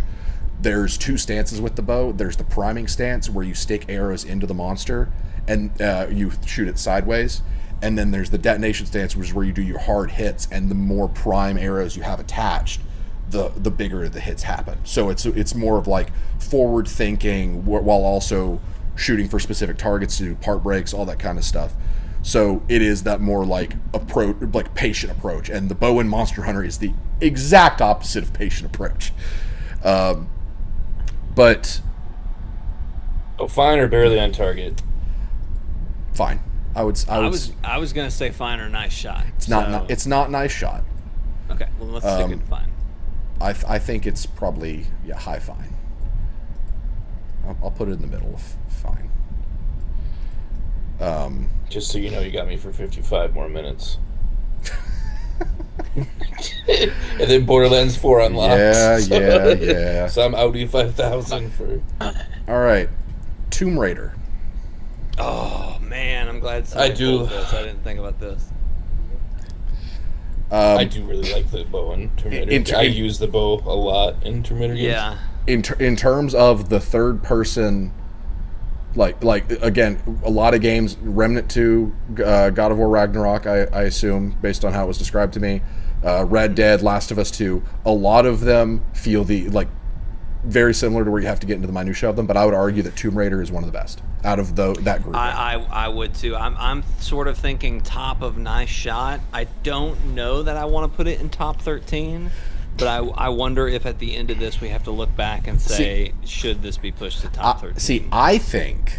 so would you rather start it at top 13 and we push it down later? Or? I'm thinking we push it to top 13 because I think there are so many games that adopt that style of play, and so many of them are going to be in nice shot that I think the best of them needs to be in top 13, because so many of those games, like, you get into the minutia and they're all like good, that I think one of them should push beyond and kind of be like... See, my approach was actually very similar to Jake's. I was thinking like top of nice shot, just because there's another game I'm thinking of that adopted a very similar gameplay to Tomb Raider, but I think does it better. Yeah, like I know Last of Us is coming up at some point. That's exactly the game I'm talking about. I would say it's better than Tomb Raider's game bow play, but like Tomb Raider's is really good. That's my exact line of thinking. So like a high nice shot is what I was thinking. See, you guys are really gonna have to sell me on Last of Us 2, because I did some research. I would put it ahead of Atreus for sure, but so we can move these at any time. Yeah. So I'm going to say for now, it's up here. But it can be dethroned by whatever we think deserves to dethrone it. Because it's better than all the other ones that mimic it. And nice shot's getting kind of crowded. So we want to... But again, we can move this at any time. You guys are gonna have to sell me on Last of Us 2 compared. You're gonna have to play it, Steven. Well, I did some research today. Thanks to Kaylin for giving me clips. I watched clips. I know it's not the same, but like it's the best I could do with the time I had, and like I really do think that there are a lot of little. We'll talk about it when we get there. We'll talk about it when we get there. Let's just get there. You know what I mean? Horizon. Now I'm saving Last of Us for when James is pressed on time. Because he's gonna have a lot to say. Really, I mean, I basically said my point already. I mean, it's very similar to Tomb Raider gameplay. It's just better. It feels better. Hopefully, everybody saw my Horizon tattoo. Jake was showing us Horizon tattoo. So, I didn't even see it. It's beautiful, and it's like on my upper arm, so it's like people don't ever get to see it, but it's tall neck. Oh, it's a tall neck. Yeah, love the very tall cool. necks. So here's my. I know I haven't played Horizon. This is one of the games that I had to do research for. You've never played Horizon? I've never played it. You didn't even play one? I own it. I haven't played it. And again, it's one of those things where I curse the wall that I have against playing female characters, because I know for a fact that if that wasn't like a quirk of mine where I just can't get into it, this would be like one of the great games for me. But I just can't. I think you should really give it a shot, because I mean, Aloy herself as a character isn't super like strong, but her story is. Like, as a character, I really think that I would like her, but it's the act of playing the game that it's just kind of like it takes me out of it. And like, do you know anything about the story? Like, just like any story spoilers or at all? Like I know that it's it like takes place in distant future Earth, right? And there's but that's the gist of what you know, pretty much. Okay. God, dude, it's a really well told story, and I'm sure it is, especially the first one. And like, I resent it. Really, I resent myself more because I won't let myself play it. Well, and you do get to, in the first, well, and I guess in both, you get some dialogue choices as well, so you can kind of bend how you want her to react to things. Pretend Aloy's in drag. That doesn't work that way, Caitlin. On this, are we? Oh, sorry. Go ahead, Jake. Sorry, I was just gonna comment on the working past it. Like, I don't know how you just can't, like, I don't know. I because I've always got stuff to play. I get not being in, like, oh, I can't connect with this because, like, my experiences in life are different than what this character's experience in life would be as a woman or man or whatever. But like, I like looking at a lady, so I don't mind playing as one. You know what I mean? That's weird. That's weird to me to like to be like, hey, the view is pretty good while we play the. That's weird. I mean, that's weird to me. You know, like the guys that are like, it's so a you'd plus. Rather stare at Nathan Drake's ass and not. Here's a thought. I'm not looking at Nathan Drake's ass when I play Uncharted. I think you are. I think we just learned something about I'm Steven not either, tonight. and I don't mean that to sound weird. I'm just saying. I'm just joking. It's just a difference between me and Steven of, I don't think of it as I am that character so much as I'm just kind of like learning about this character. That's 100% how I look at it too. That's why it does not bother me. And it's not that every character is a self-insert for me. It is the fact that, like, I mean, there is a sense of self-insert with every game that you play, and it's like, I'm controlling this character, my actions are this character. And like, there's just something about like third-person games where like the visual design of a character has to appeal to me, and appeal to like some form of self-insert, like, oh, this armor looks cool, this is armor that I would wear, yada yada. And just generally, it's harder to do that for me with female characters. And I really do feel like Horizon would be an all-timer for me if I could get past that. And it's on my list. And like, I've become so much more of a social gamer to where me playing single-player games happens sparingly now. And so like, if it had been like much earlier when I played a lot more single-player games, then I probably would have had an easier time. But just lately, I just don't do that a lot because it's social. It's a social hobby for me now. But well, and it's a long. They're both long, so I don't know that it would be a quick do. Right. Yeah. The story in 1 is really good. The story in 2 is still good, but like, weirdly enough, I like Aloy's experience and like her arc in 2 better than 1. but like I could understand some criticisms about the character in the first one, but not as much. In the to the gameplay. Here are my thoughts. Let's get to that. Just because, like, I want to come in and just put it all on the table, based on the few videos I watched, and I didn't watch like opinion pieces or anything.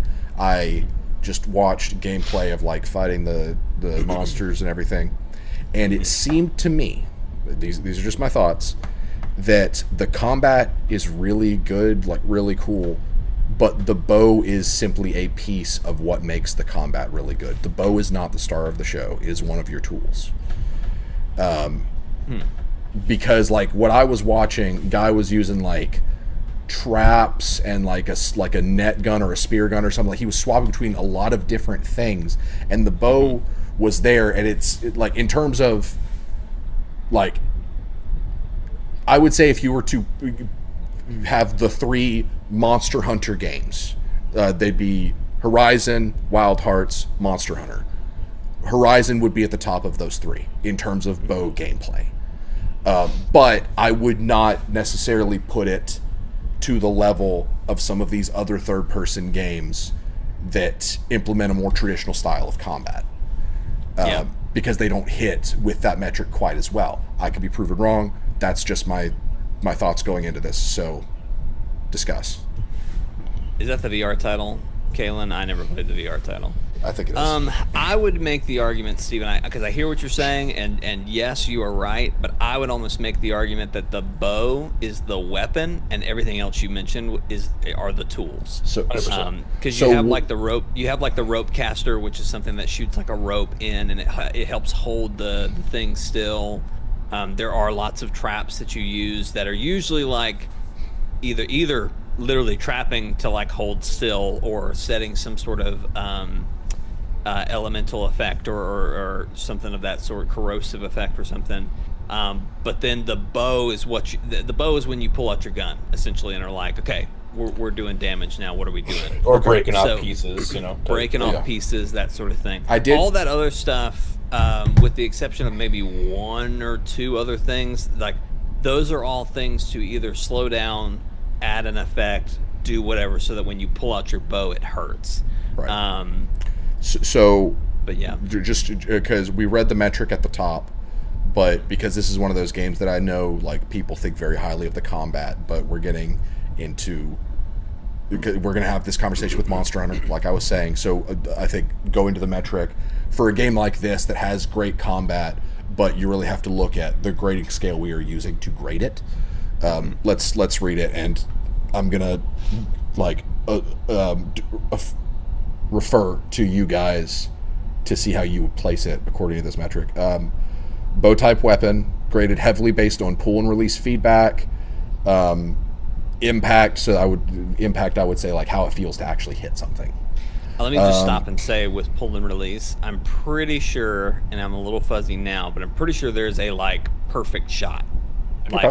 Like you pull it, and if you time release just right to like you've pulled it back long enough. So I would say a little bit harder. That goes into the next point, shot methodology, timing, arc, weak points, which I would say based on the definitely weak points. Weak points, sure. Yeah, that did seem like a big deal in the footage I watched.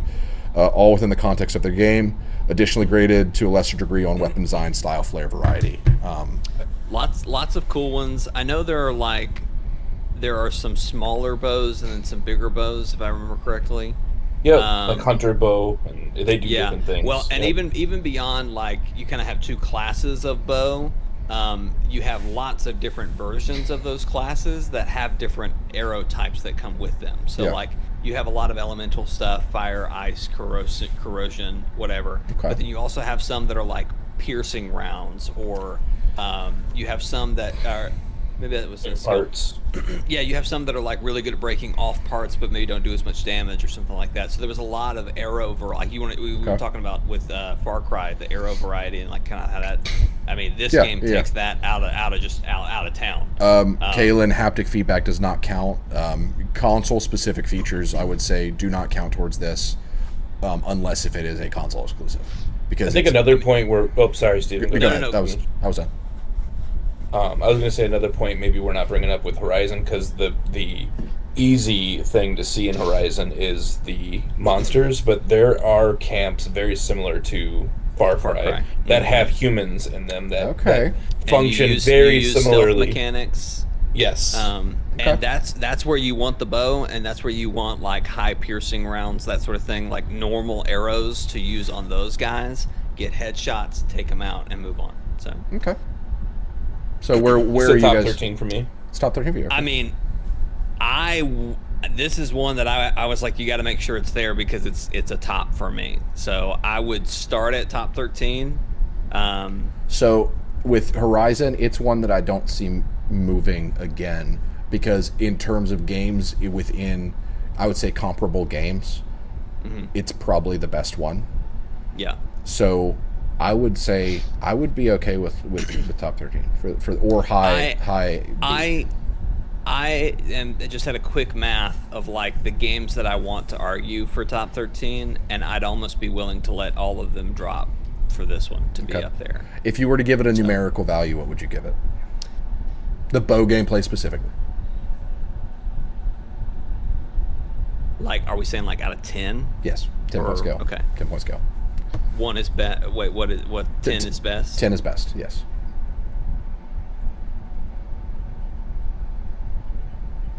You going to bed? It's a 9 or 10. I'm trying to think of what I would put higher than. I was going to say 9.5. That's what I had. I was waiting I'm for you to say. I'm fine with that. I could say that. We'll drop it in top. We'll drop it in top 13. And because I don't see it moving, we will put it in the middle. Not saying that Far Cry is better than it. Honestly, no. I like that because Far Cry is a good first-person one, and I think Horizon could be the king of third-person. That's kind of how I'm seeing this because I have one I'm going to recommend higher than Far Cry 3 for first-person, but we'll get there. I don't think it deserves it, but we will talk. You know what? Let's go there. Honestly, I don't think it's much. I think it should be under that, but I would say it's really good. So Destiny 2. Oh, okay. Is that what? Okay. That's the one. So here's my thought. Destiny 2, the thing that it does, possibly, I would say it inches probably past Far Cry 3 through 6, a little bit, is pull release feedback. It feels great to pull back a bow and shoot it. Everything else Far Cry does better. Yeah, I was going to say the biggest dig you could give Destiny is like arrow drop. Like the arrow arc doesn't really play a factor. Not really a factor. Yeah. Not really existent. There's no stealth mechanics, so there's like very little methodology, and that's like bringing up the arc. That kind of made me think of it too. Like the methodology aspect of the grading scale, Destiny doesn't really do it. Well, there's some timing aspect. There is timing aspect. I would make the case for there is some like strategic trick shot type stuff. Like I'm thinking of the I forget. I'm so fuzzy on names now because I've been so gone. But the I pretty much once they announced launched bows, I exclusively used bows from that point on. So I have a lot of experience with them. Yeah. But there was an arc bow. Austin or Kalen. Trinity Ghoul. Austin's already got your back. Trinity Ghoul. That's it. Thank you. Trinity Ghoul, it had like if you were aiming down sights, it would shoot a fan of bolts. But if you were aiming down sights, it was a tighter bolt, and so you could do hit one target or whatever, or maybe hit like a smaller grouping of targets. Yeah. But then the wider fan would hit a bigger area, would be good for ads. And so like there was a lot of times playing with that where I wasn't even aiming at the enemy. I was finding the best spot that's going to hit the most targets later. You know what I mean? So there's different type of methodology. So yeah, I'll give it that. So here's my... And that's just one bow. There's so many other... There was weave bows that I never even got to get to because that's when I fell off. So but here's my case. This is my general thought towards... Because I think the argument here is that everyone can agree it's minimum nice shot. Minimum. I would say top 13. So I would say that if we're going down the line of like games that like there can only be one of like the games that like the first person games, there can only be one of like obviously with some difference there, because I would say Far Cry and Destiny hit similar enough where if we're only allowing one of them in top 13, my argument is that Far Cry deserves to be there above Destiny because it does everything better than Destiny except for the pull release, which I would say Destiny does a little bit better, and variety. Those are the only two things that Destiny has over it, and I would say the variety aspect is graded on a lesser scale. So it has it's a less of a factor, but I could be given the argument for why it should also dwell in top 13. But I think I would probably place it top of B. I would put it above Warframe for sure. Here's where I'm at. I told you that I don't know a lot of the games you had listed anyway, but I don't know that there's another first person archery game play that I'm going to put above this one or Far Cry 3. Right. And that's my thing is that I feel like it if there's only two at the top with first person, then it has to be these two. So your argument of Far Cry does everything but these two things better. I would almost say that Destiny took what is good about the Far Cry gameplay, and other than the drop arrow, they took that formula and just made a whole gameplay style out of it. And there's so many bows now. There's so many legendary bows now. So I think it deserves to be higher. The drop arrow, and then the fact that there's not like a stealth element to it. That's the only things I would knock against it. But that's more of the game you're playing than anything else. I will concede. So I will say, because we did say we were probably going to limit S tier, A tier, whatever.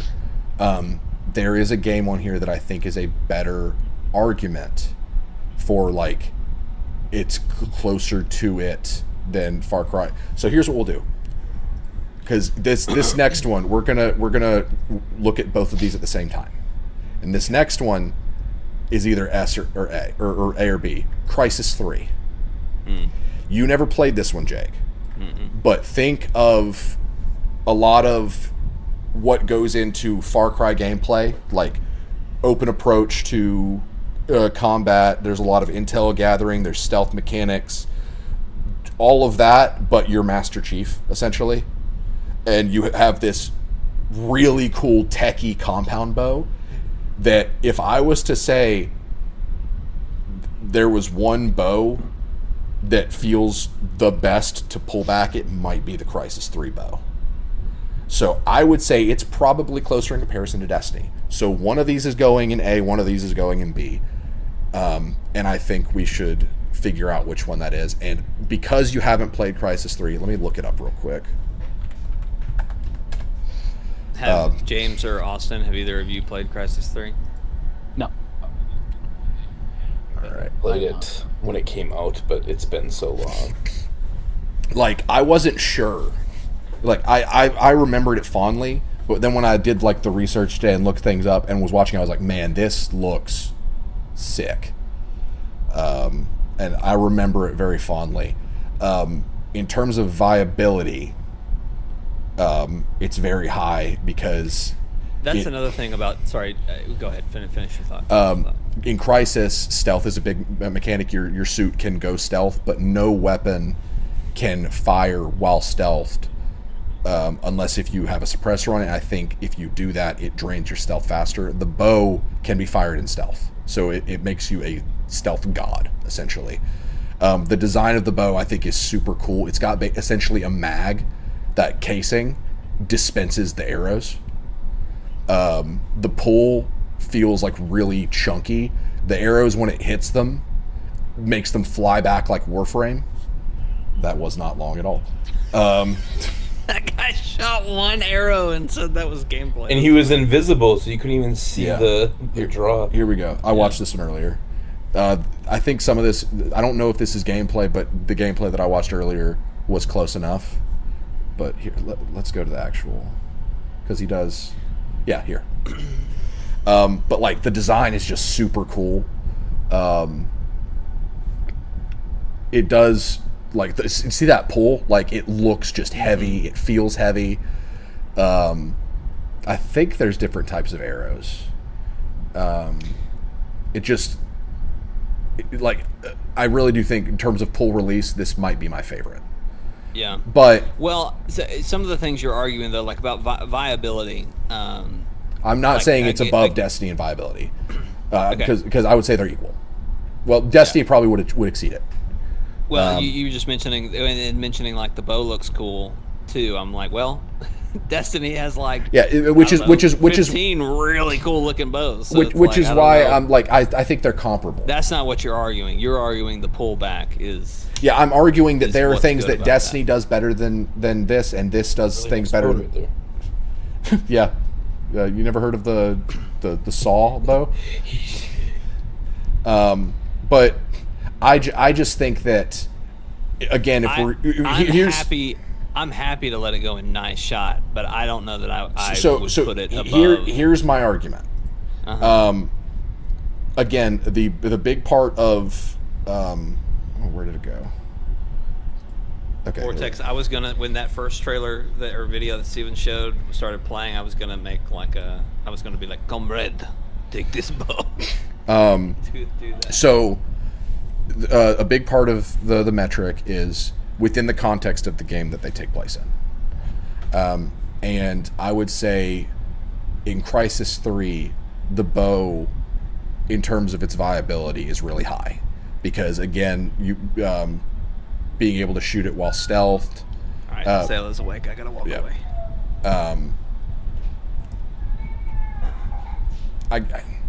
I think what I'm trying to say is that they hit similarly, but two of them do things better than the other one, to where I guess we just have to figure out what is more important. I would say they could go beside each other on a nice shot. Do you think both of them beat high B tier? Yeah, I wouldn't be opposed to that. Jake's gonna argue that Destiny should not would have to stand next to Crysis. He's going to be like, well, if one of them's here, then Destiny should go above. I don't know. My opinion on the bow, though, like specifically, this is coming from me. Like, yeah, I like a stealth element, and Destiny has no stealth element for me. Right. Even though it feels great to shoot, everything feels great to shoot in Destiny. They have awesome mechanics to shoot. The stealth edges it for me. I'm also not playing Destiny. I like using stealth with bow. And see, and that's my thing. Like, I think that the two of them are basically equal in terms of draw and release mechanics. Destiny has more variety, and there was another one that and viability. I would say Destiny has more variety and viability, but again, context of the game that they're in.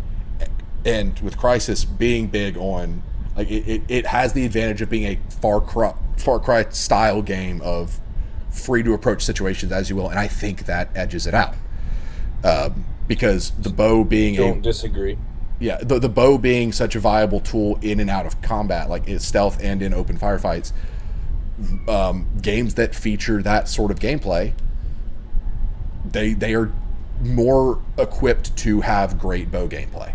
So I'm sorry, I thought you said Destiny feels more viable, though. Like, is that what you said? Yes, and by that, I mean, I guess, in viability, I mean, in Destiny, you can play the whole game with a bow. In Crysis, there are going to be like, you probably could. I don't remember how the ammo economy is on it, but I would say Crysis probably demands more gun types from you. You feel like you could do a raid in Destiny with a bow? Or is that 100% possible? I'm not arguing saying you can't. I'm just curious. Yeah, I guess my thought in saying that was that in Destiny, the bow is a primary. In Crysis, I don't think it quite is. Got you. Okay, that's fair. I can see that. The question is, can you run a raid in Destiny with a bow? Matter of fucking fact, there is a girl. There's a girl who uses only bows on Hunter with the Void Bow Super. Sure. Yeah. Only bow, no HUD, and has beaten every single raid and dungeon. Well, there you go. Yeah. Viability is Destiny then. So I would say I see what you're saying. Yeah. But I do think it's kind of the whole thing of, like I said, if someone submits a crossbow, it's going to suffer in the grading scale because it does not meet the criteria of draw release feedback. in that way, I think the game that the gameplay takes place in can set itself up for more success, or be a detriment. In Destiny's case, I think it being limited to open firefights lowers its potential, and I think Crysis edges out that potential. That's what I think. Won me over with the argument. I would. So I think Destiny 2, high B, top of B, Crysis A. Like, I'm good with it. Okay. Because I really, like, when I was watching... I feel bad making this decision without Jake here, though, to, like, put his point of We'll view walk on him Destiny. through it. We'll walk him through it, but I'm going to have you be the one that breaks it to him, because I shit on Destiny too much, and he's going to think that I'm being biased. But I love the bow of Destiny. I think it's fantastic. But I just think that the bow gameplay is limited to the fact that it takes place in Destiny. Destiny is the limiting factor. Destiny's not going to top 13 ever. Fucking ever. Damn. I put over like 5 years. I have to step away for a couple minutes. Okay. I will go to use the restroom. You're good. I'll be right back. Okay. This will be a good one. Mount and Blade. No one cares about this game except for me and Joey, I guess. So Mount and Blade. This is a great time to buy time. Joey suggested this. Mount and Blade is a game where you play as, just overall description, a mercenary that can gather an army, and you can either choose to fight for one of the kingdoms, and it all takes place on like a big map where you like explore where you go on the map, and then the third person gameplay is when you go to a location or go into battle, you control in third person, and it's not fantasy, it's just medieval, so it's grounded medieval realism. Yes, you could do mounted archery, Kalen, and mounted archery is one of the best aspects of the archery in this game. Here, we're going to go back to gameplay. But Mount and Blade is essentially, you know those like totally accurate battle simulator, that game? Mount and Blade is kind of like that if you were one of the people in the field fighting, and the combat was actually pretty good. So here we go. This does not bode well, because this guy is dressed in full plate mail. That's not full plate mail, it's chain mail, but use your bow. Okay, yeah, he's about to do it. So you can be on horseback. So the way the bow works is that when you draw it, you've got those 3 prongs there, and the wider, think of synthetic. You know how deviation works in synthetic? The wider the circle, it's that. So when you're moving or on horseback, the deviation goes up. But if you've got really good stats, the circle closes in more. Gotcha. So there is a bit of, I guess, an RNG element, but the higher your archery skill, the better it is. It's, I would say, extremely viable. It's really fun to have a line of archers, because I modded Mount and Blade Warband, which is the game that he's playing right now, where it was a total conversion Lord of the Rings mod, where the entire map was Middle-earth, and the factions were all the factions of Middle-earth. So it literally made War of the Ring, but in this game. And I was a Numenorian ranger, so I was like Aragorn, essentially. But I made it to where I went to Gondor and found where the Ithilien Rangers are located, so Faramir's Rangers. And I have an army of exclusively Faramir's Rangers, so I'm basically a guerrilla tactics Faramir leading my warband to help the campaign against Mordor.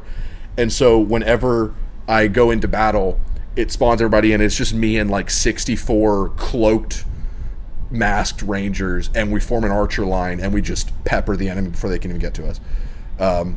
It's really cool. It's really fun. Definitely more of an old school game.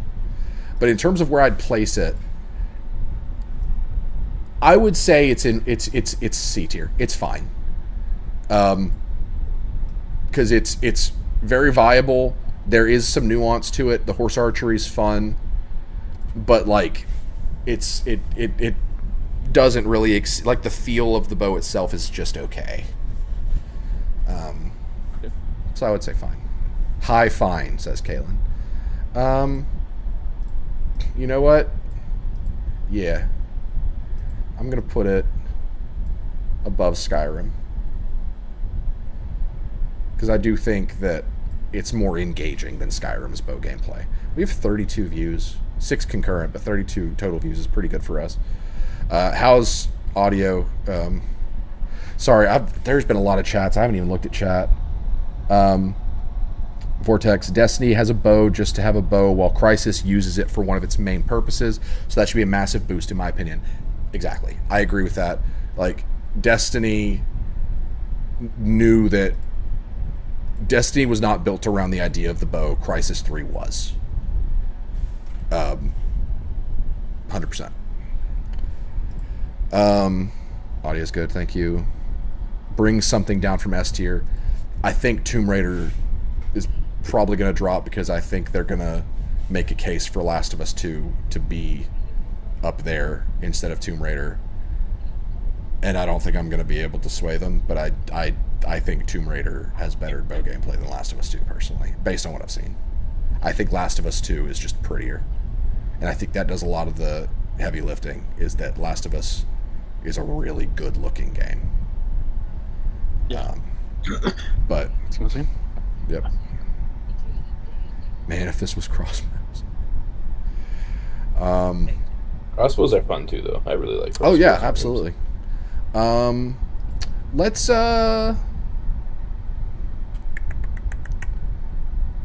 No, they're not gonna play. I might play with my nephews tonight, Kalen.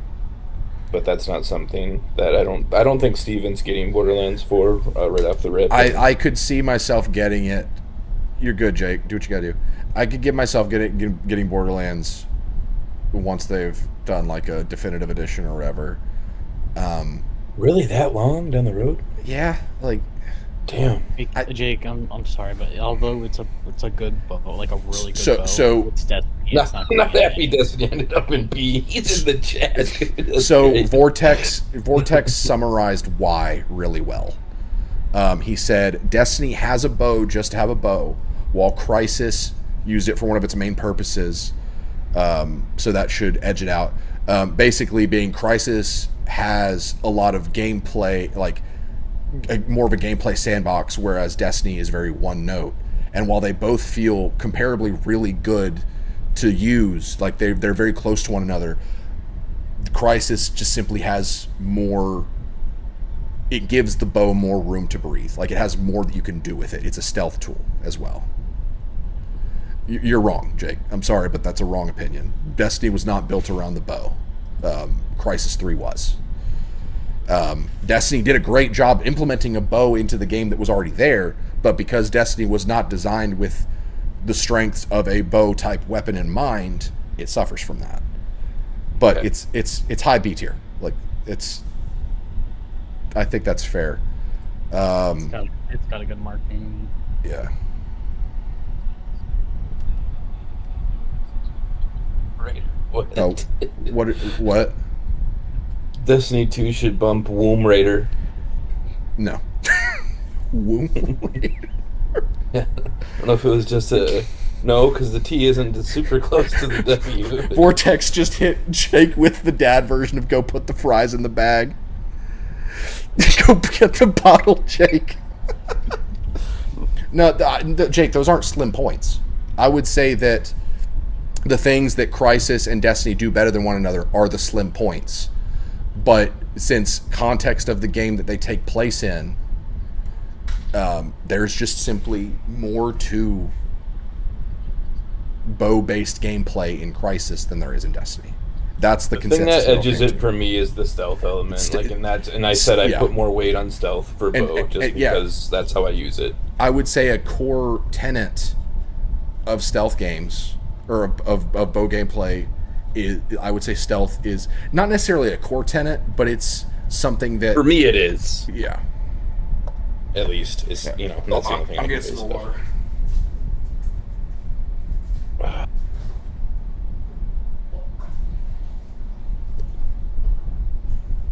I've never bought Borderlands for its main price. Yeah, Vortex. I mean, they do go on sale pretty often, but I don't know. I love Borderlands. I think I'll always be there day one as long as they're good. I was tempted to pull out savings just to buy the old top edition. I actually bought the. Yeah, I did. I bought the Super Deluxe edition. Yeah. So, because, Jake, we'll move on, but just so that you can make sure that your opinion is heard, what is your? Well, his argument actually kind of. I would argue that variety and viability of bows in Destiny trumps not having stealth. So variety is the big thing that Destiny has over Crisis. Mm-hmm. But variety, according to the metric, is a lesser point in the scale. Like it is a what? Then stealth? Then here, let me pull it up again. Sorry, maybe. So stealth wasn't on the metric, but okay, like the game that it takes place in was, and I'm kind of using that as like the game context includes stealth as a mechanic, because I tried to say that because games that didn't have a stealth mechanic, I didn't want to just outright shoot them in the leg, you know. But I guess I still kind of am. Pull release feedback, both of them do it great. Impact, they both do it great. Viability, Destiny edges out a bit. Shot methodology, I would say Crisis, they both do it about the same. All within the context of the game. Will be additionally graded to a lesser degree on weapon design, style flare, and variety. So variety being the least of the factors, and variety Destiny does exceedingly well over Crisis, but I think it's a lesser. No, it is. It is on the metric, Jake. It is. Stealth is on the metric. All within the context of their game. Okay, so I mean, obviously, it's not called out directly as stealth, but in the context, because I didn't want to just say that if a game doesn't have stealth, then it fails. Sure. But it is something that applies. Because some games on here, it's tough. It is, but I just.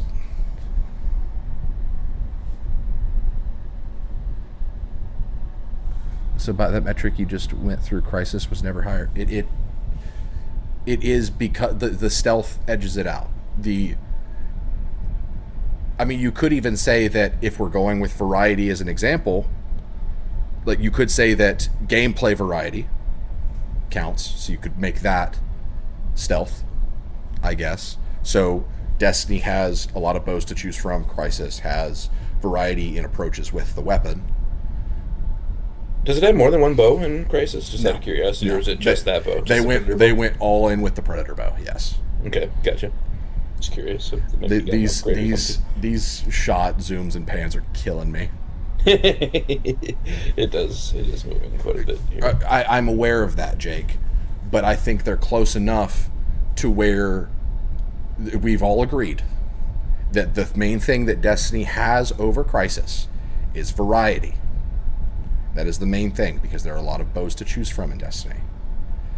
But the variety in gameplay. The variety in gameplay, so the context of the game, where is what Crisis has over. Is what Destiny. Crisis has. It's kind of like comparing, like going back to the whole thing of like Far Cry versus Destiny. If I had those in front of me, and I was like, I want the pinnacle of bow gameplay, I'm not going to reach for Destiny because it lacks what I would consider an important tenet that Far Cry offers, which is stealth implementation. I'm not adding anything, Jake.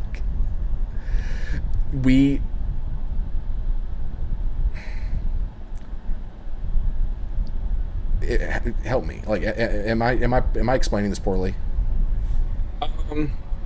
I kind of see both of your points, to be honest. Like, I get why he's fighting so hard for it, but I also, it's hard because I do value stealth a lot, and I put more weight behind stealth, so that's why I was more accepting of Crisis going above it, just based on the stealth factor alone. So, but maybe Jake doesn't feel as though stealth is a major, I mean, probably a contributing factor, but maybe not as major as I feel it is. To me, I'm just trying to be neutral. To me, if a game has it, it's a huge bonus. Like with this metric, because a bow performs really well in the context of stealth. That's the it whole, does. I mean, it's the whole point, right? Right. It's a silent weapon, right? And Destiny widely trumps most of these games, probably, when it comes to variety. But as I said, variety is the lowest point on the grading scale. So if it wasn't, like, if Crysis didn't have as much of an emphasis as it did on implementing stealth and gameplay variety, not bow variety, then Destiny would win. But Destiny, the gameplay mechanics of Destiny's, like, bow gameplay are limited by the fact that it's Destiny, a game that was not built with the bow and what bow gameplay shines in. It was not built with that in mind.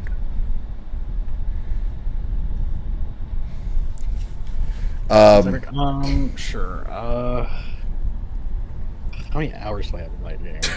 Oh, many, too many.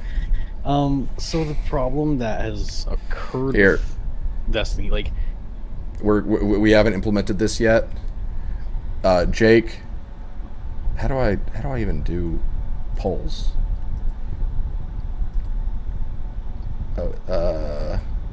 Poll. Okay, I'm starting a poll in the chat. Jake, we already know your vote. Do not vote on this.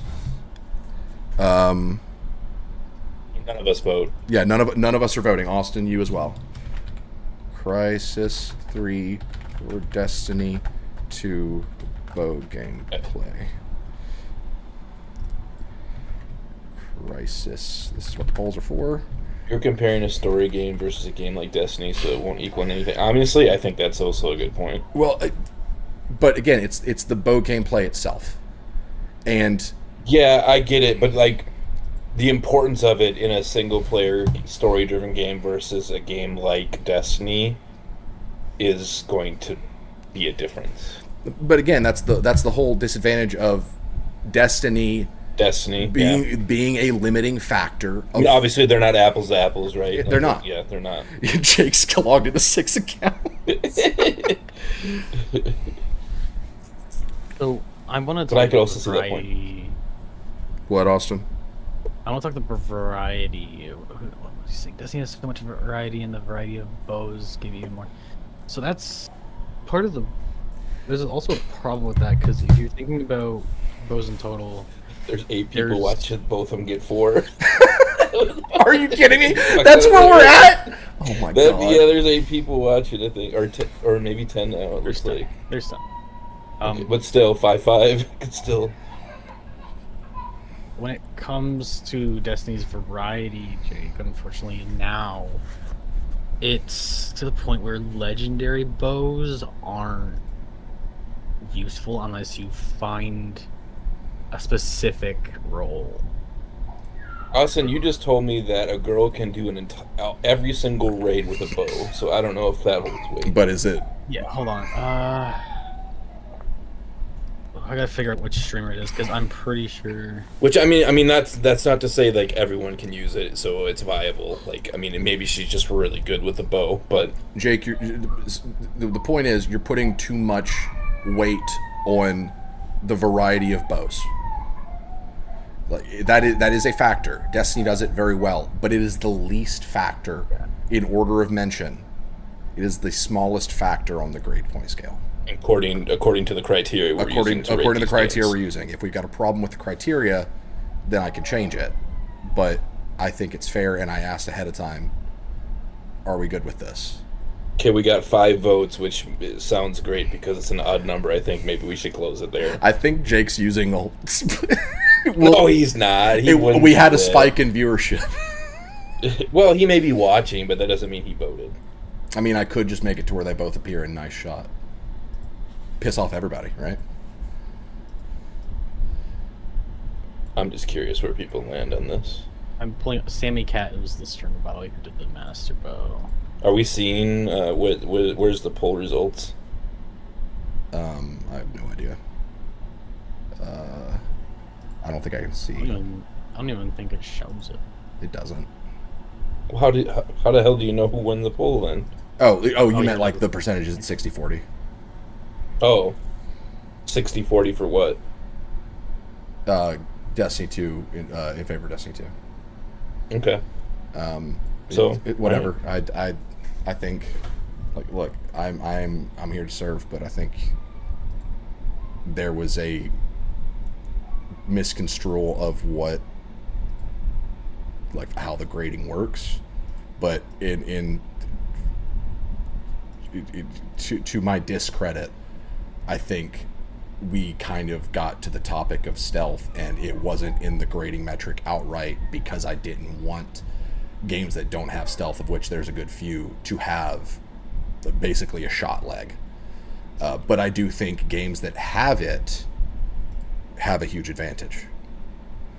But so you disagree? But we're do it again. Do it again. The poll? No, it's done. It's done. Yeah, I think we just. I think I got maybe time for one more game before I gotta. Right, so if we're doing depending that, on how long we argue against it, I would get maybe. Okay, we'll do that then. But Jake's not here to do. Dying Light 2. Dying Light 2. Yep. Okay. Definitely better than the first game. Yeah, 100%. Yeah, 100%. Like it's super viable. Like the bow actually feels pretty good to use. There's a good bit of variety in terms of arrow types. I would say it's an entire play style. It can be. Yeah. It literally is, because there's like the Ranger gear. Mm-hmm. Right. Oh yeah, the gear set type thing. Yeah. Essentially.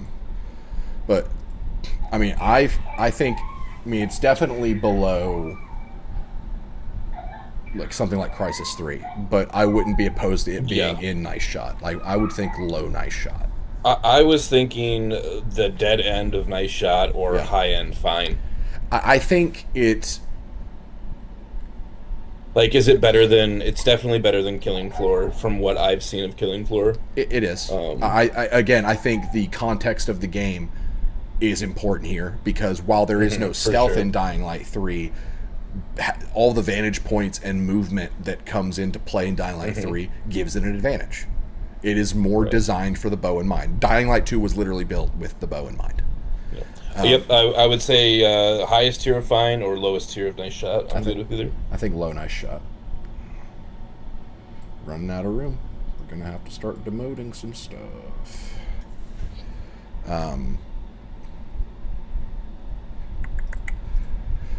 Let's see. What's another one?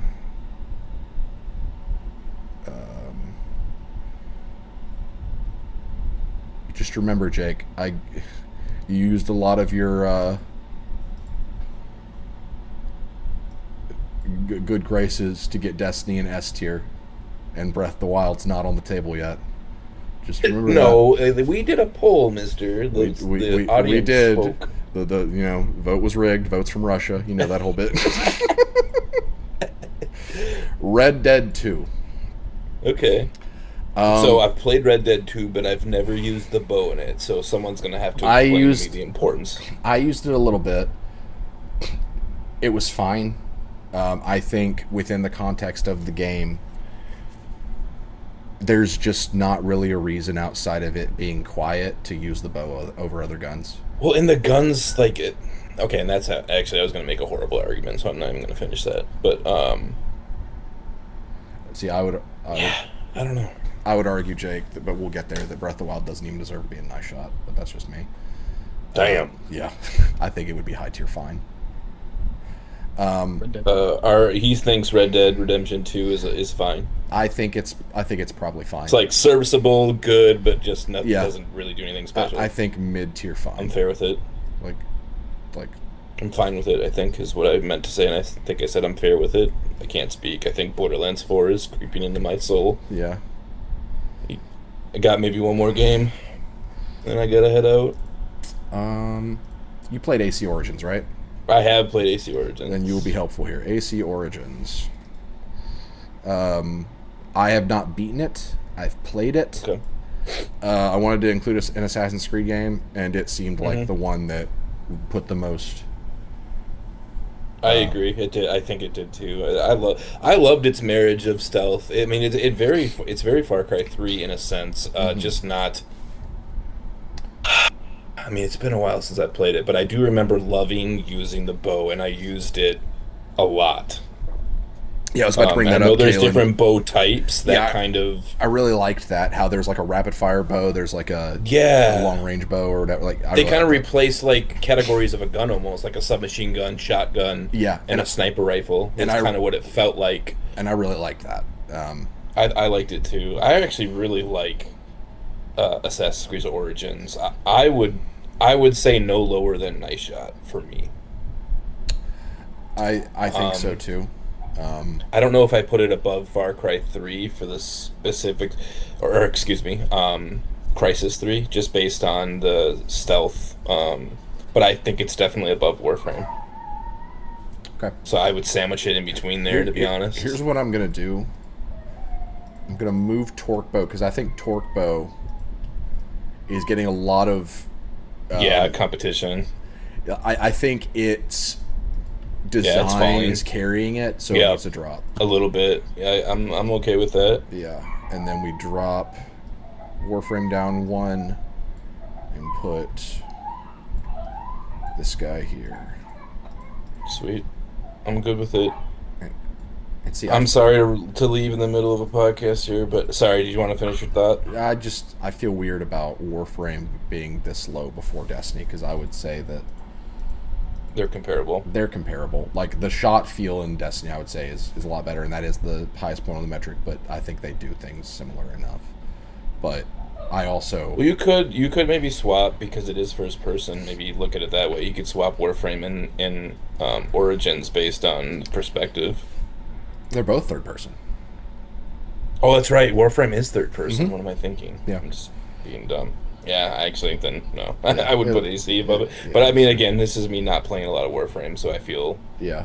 It sucks, like, making opinions on games that I haven't put enough time into. You know what I mean? I'm just going it based off of looks and other people's perspective, so... Right. Are you out of here? Or are you just dipping completely?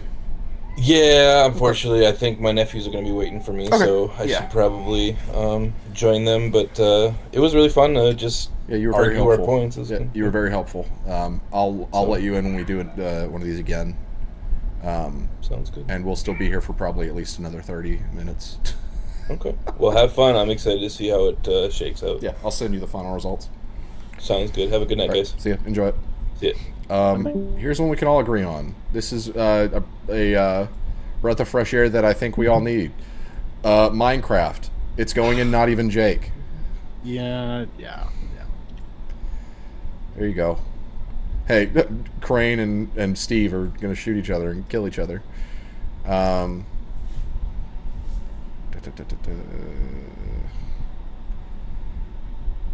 Grounded. I don't think Jake really has an opinion on this one. What's crazy? What's crazy, Akib? That Minecraft's going in Not Even Jake? Rigged. Shut up. Grounded or Grounded 2. They're interchangeable. I mean, Minecraft... But what like... It's very simplistic. It's so simplistic. Like... Apparently Target, I think, would make it a little bit better. Fine. Because it's... Now Steve and Link are going to kill each other. I hope you guys are happy. I promise you Minecraft's actually going to be better than Dying Light. Dying Light has got so much hate in this stream. But it's just bad. Like, Jonathan Crane wants someone to shoot. Like, you're going to rob him of having someone to shoot. See, you're dealing with a lot of games that do a lot right, and even let me tell you, there will be someone to shoot. We know for a fact. That's true. Oh, but he's going to be facing the wrong direction. Well, I guess he'll be getting shot in the back, but he won't have anybody to shoot. So, I mean, one could argue that hitting something long range in any of these games feels great, except for Dying Light, because the arrows have such short range. But I mean, I guess you could say you can't really hit anything long range in classic Zelda, so there you go. But like, all of these games add something, like have something that bring them above just shooting, like just the most basic ass bow mechanics, which is what Minecraft is. Like all these games have something that elevate it. Minecraft is bland. There's no such thing as weak point hits in Minecraft, right? You know what? Throw my cup back down there. I was gonna try and help Kalen and keep throw my cup back down there. Throw my cup back down there. I'm thinking more about it. It's the most basic. It's just so basic. It does the bare minimum while having a game surrounding it that does less than the bare minimum in terms of combat mechanics. I just little thing when you hit something in Minecraft. Specific. Like I can be swayed, but I need more than like, hey, it does something that every other game does. You know, Grounded. I feel like this is gonna go in high, barely on target, because the game itself does not lend itself to bow gameplay. Because when I think of bow gameplay, I think of precision hits, being able to one-shot things. So maybe I suck, but the bow definitely feels more like just throwing sticks at enemies long range. There's arcing, like shot and like pull and release feel pretty good, but like viability is extremely low.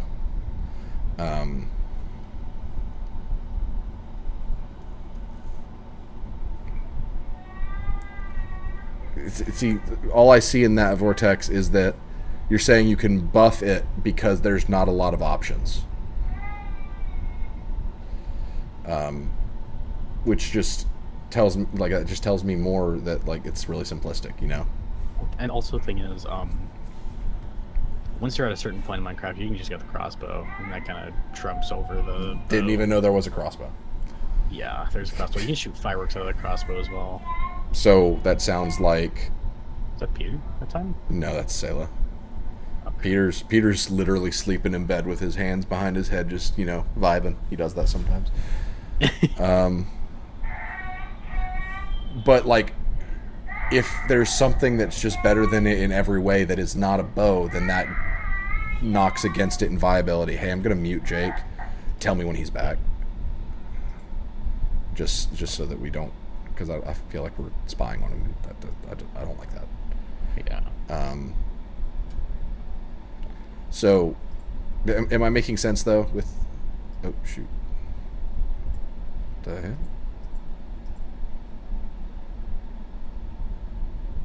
Okay, whatever. He sleeps in the mean position. He does. He's a good sleeper. He's in a chilling position. That big chilling position. The Bing chilling. He hits the Bing chilling. All right. Austin, you're going to have opinions on this. Oh. Which one? That's a great question. Where are the dogs? I think Hannah brought them all to bed. Oh my gosh, I'm an idiot. Monster Hunter Wilds. I did not differentiate Wilds and Rise because they're similar enough where, like, Dying Light 1 and Dying Light 2 are very different in terms of how they feel, because 2 is such an improvement. I feel like Rise and Wilds, it's minutia. I understand. So, state your case for where you think Monster Hunter Wilds should go, and we'll discuss.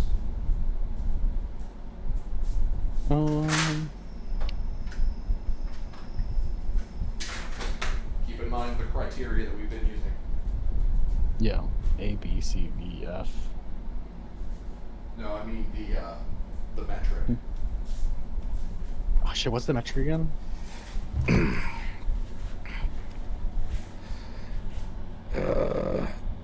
Gameplay featuring a bow-type weapon will be graded heavily based on pull and release feedback, shot impact, viability, and shot methodology such as timing, arc, and weak points, all within the context of their game. Will be additionally graded to a lesser degree on weapon design, shot style, flair, and variety. Okay. So the design thing, I guess, they do have some pretty good. Are we only going wilds, or are we going? all of Monster Hunter? Wilds.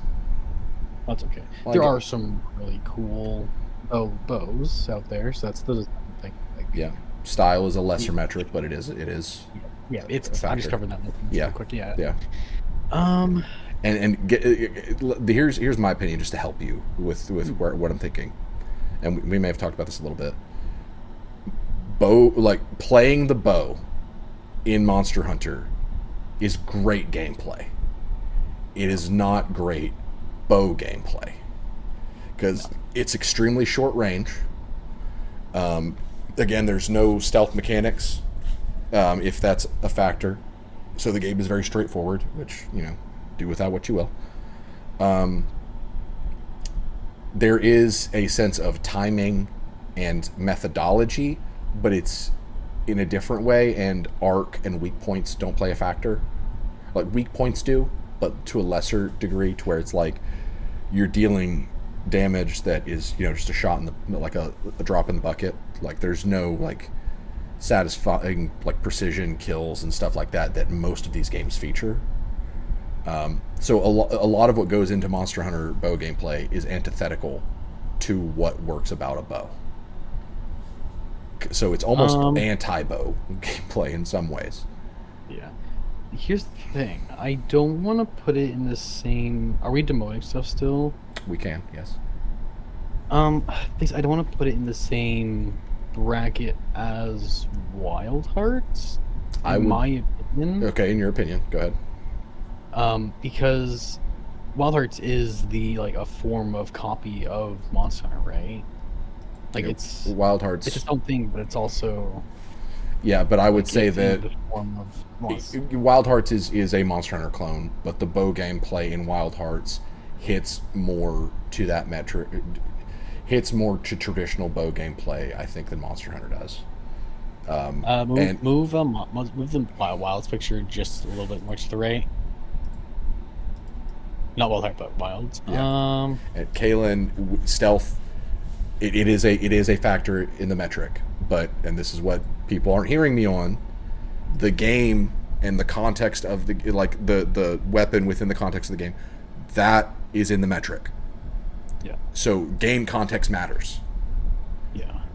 If a game has stealth as an option, that is a buff because that has to do with viability and how that weapon is utilized. And so that matters because the context of the game is important.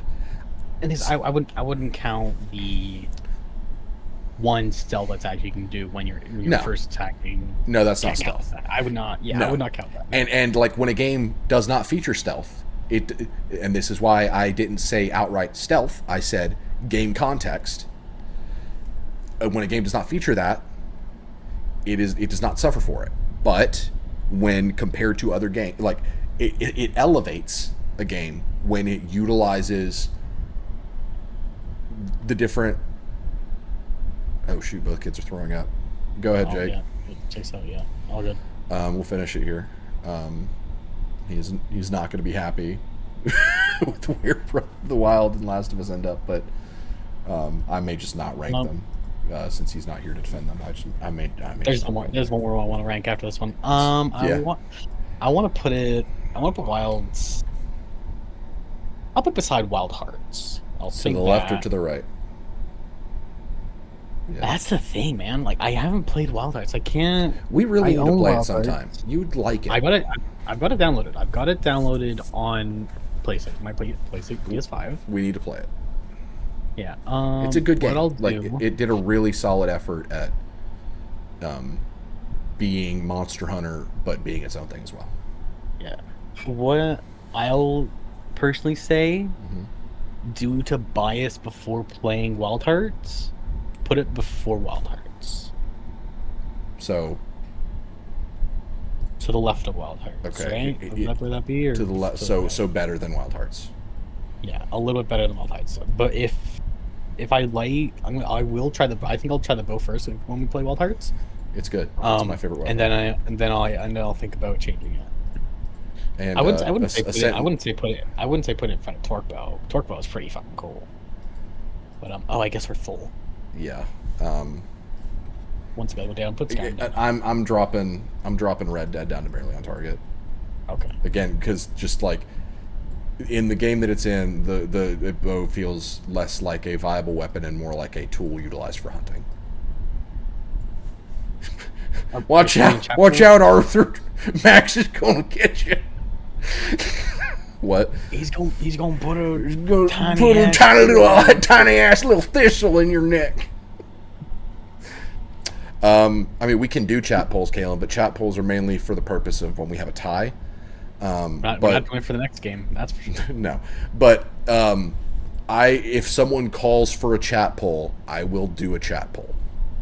Unless if it's here's one that's not going to get a chat poll. Austin's been like dying for it this whole time. Elden Ring. It's going in not even Jake. Incredible game. Garbage ass bow gameplay. Put it directly to the very bottom right.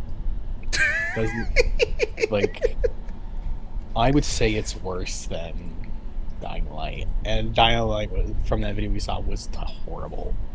I mean, it's worse than Minecraft. You can't even shoot things from a long range with it.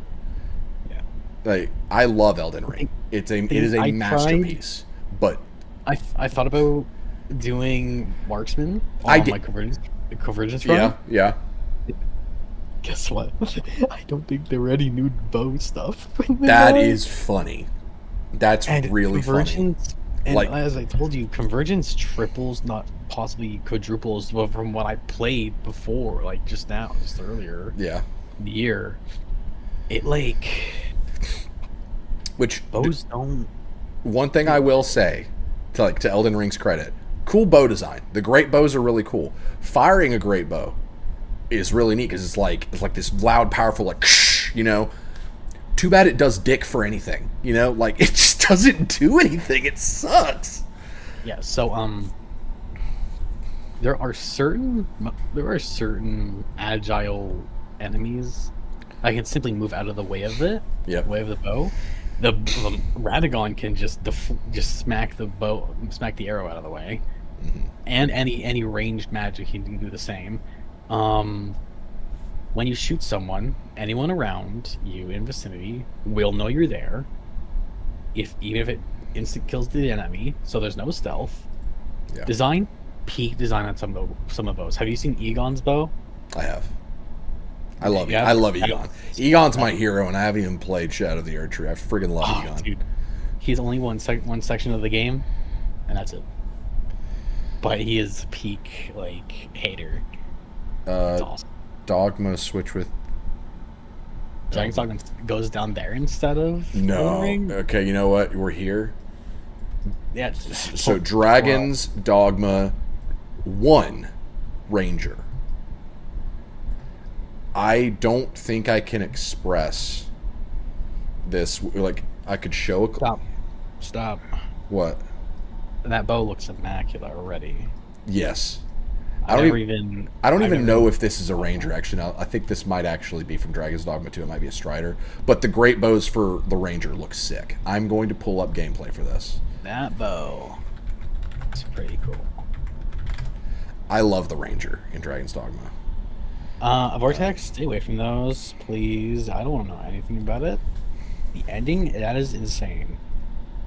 What is the... All right. I guess you'd be getting 12 hours. So who gives you wings? I'm gonna do audio here. I filed. You must have just they must have been. So I filed again. Reviewer copies right. All I right. hate reviewer copies for games like that. Watch this, Austin. So this is how you hold the bow when you play Ranger, right? Oh, yeah, he missed. It's huge. But watch. So I filed So when you fire with this show, this is specifically the I think the corkscrew arrow. It's a shot that you hold it back and your entire arm starts shaking, then you release it and it makes a gunshot noise. So the feedback on it is incredible. Listen. So I filed again. You hear that? And there it is. Yeah. And then they've got the tenfold flurry there, where you have 10 arrows in your hand and then you fire all of them at once. Then I filed and I did something, but it wasn't what I was going for, so I guess I missed. So Dragon's Dogma, in my opinion, that's just a little taste. I know that wasn't much. Dragon's Dogma Ranger is an A tier for me. It's a top 13. Yeah. Because in terms of like third-person like fantasy RPGs, it is the best feeling bow combat. The abilities that you get for it are awesome. The bow itself is so powerful, just like stagger-wise, that smaller enemies are staggered when you hit them with. Like if you hit a goblin with it, they like just a regular shot, they'll fall over because the thing is so freaking powerful. Now I will say, Elden Ring Night Rain is a little bit different than Elden Ring, I will say, and where I would put that, barely on target. Now Night Rain's a lot better. 2 points. Yeah, so that's the thing, because like if you want bows to work in Night Rain, you gotta play Archer. Yeah, it's so funny how that happened, where it's like he can shoot them faster, like a little bit faster, and he has a big bow. Big bow. Okay. What's your pick, Kalen? That is true. There is no arc in Dragon's Dogma. What's the arbalist repeater? I talked to Kalen, but it's basically a gun. So an arbalist is a type of crossbow. It like really cool design, looks cool as hell, but it doesn't qualify because it's basically a silent gun.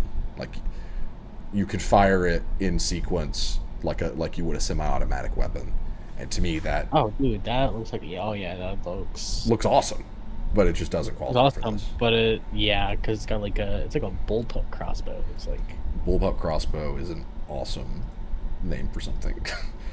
Magic Archer from Dragon's Dogma 2.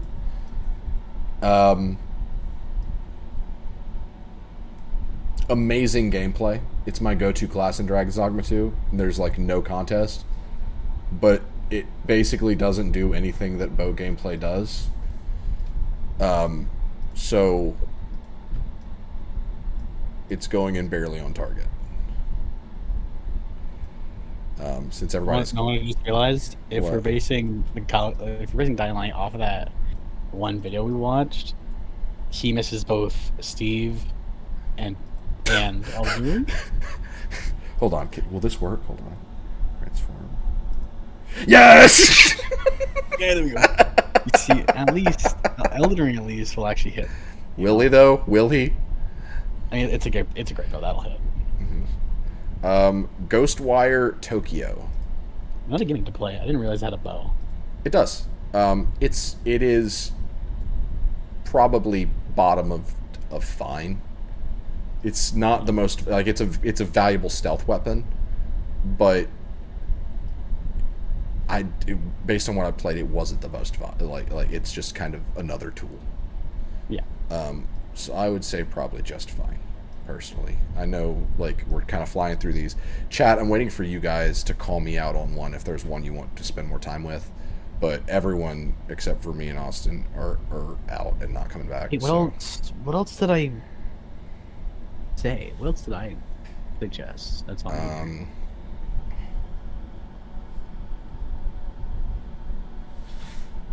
This looks like a PvP server. Yeah, the next thing we can do is we can determine which characters survive this lineup based on if they're getting aimed at or not. Let's see. So Fargrave is just not hitting anyone. No, he's looking at the ocean, but also no one's hitting him. No. Let's see.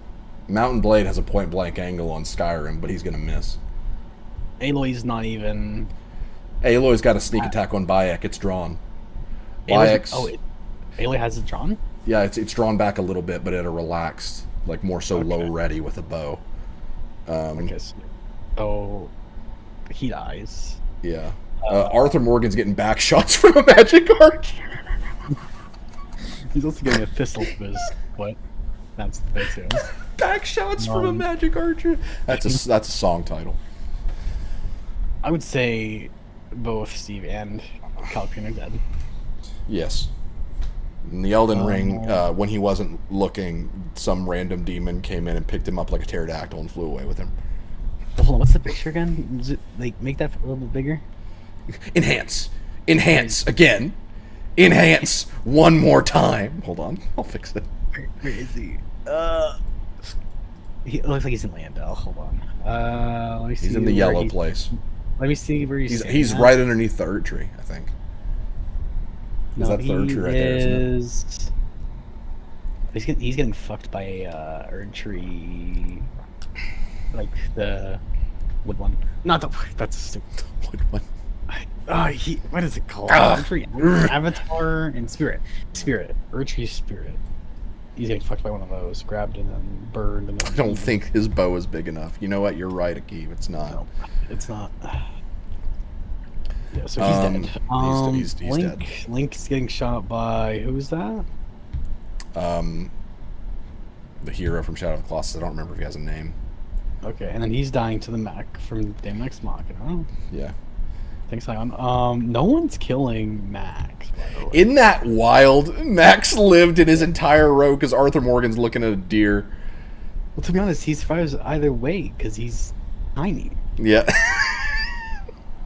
So right before Arthur Morgan dies from his magic archer back shots, he's just gonna feel a little thistle in his foot. He's gonna be like, "Ow, Dutch." Let's be honest. He's not feeling that, Dutch. Of which longbow, Kalen? Also, Enshrouded. We're running out of space. Enshrouded. You used bow rays, right? You use magic. I use magic. I've used bow before. It's fine. Like, we're gonna have to start. I think it's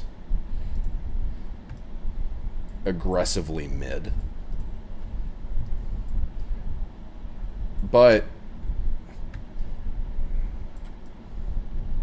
here, I'll it's gonna go in fine. Yeah. Oh my gosh, dude, there's too many games coming out. We need to go back and play certain games because they're getting updates. Pretty sure 7 days. Jake is still here because in case he comes back, like if his kids are okay, they're not sick, like he did say they were thrown up, so like he's probably not coming back. But I didn't want to straight up like I didn't want to straight up kick him, So yeah. In case Well, to be honest, if you were to kick him from the whole offense leader, that would kick him from the server. There's no disconnect button unless you have it. There's a specific disconnect button that'll disconnect him from the VC. I see. So if you kicked him, it would kick him from the server entirely. That's funny. I'm not gonna do that. Yeah, so be careful. Yeah. But I'm glad you know that now, just in case. Yep, just in case I decided to kick Austin from a call. It wouldn't be the first time. Yeah. Wait.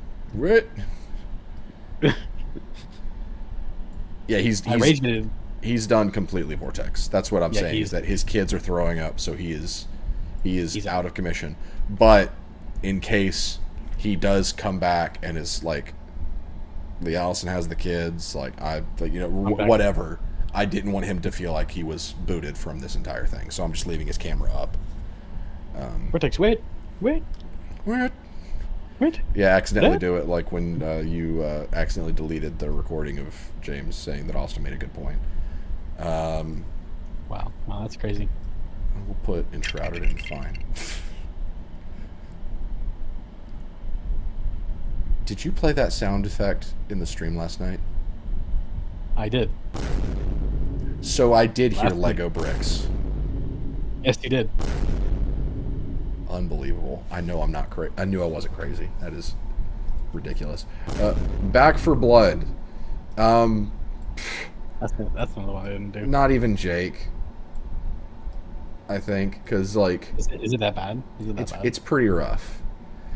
Think of all the viability of Dying Light, I would say, but in a zombie game where you can't climb. That's kind of how it feels. Yeah, yeah. He's Avengers. Oh gosh. Well, I don't know the thing. Oh, what has happened? Did I fix it? I think I fixed it.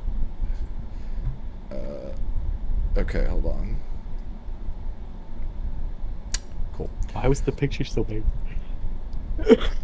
Because this is obviously the picture I used for Avengers, because this is both Kate Bishop and Hawkeye, and it has Lucky the dog, and you have to have Lucky the dog. I know people didn't like the game. I do miss that game. I liked it a lot. Yeah. I think it was great bones, and much like Anthem, they didn't give it, like, it just kind of feels like no one that knew how to do a live service game was working on it. They could. Man, I wish the Stop Killing Games thing started way earlier. That could have been a game that, like, just could have stayed as, like, a multiplayer, you could just play it offline. Yeah, honestly, Akib, I feel like there's a category of game that didn't really get mentioned by anyone's submissions. And that's, like, character action game or, like, hero shooter. Like, Hanzo from Overwatch didn't get mentioned by anybody. I would say that Avengers falls in that category, and it would stand up to any other game in that category, like a hero-based archery style gameplay, and I think it feels great.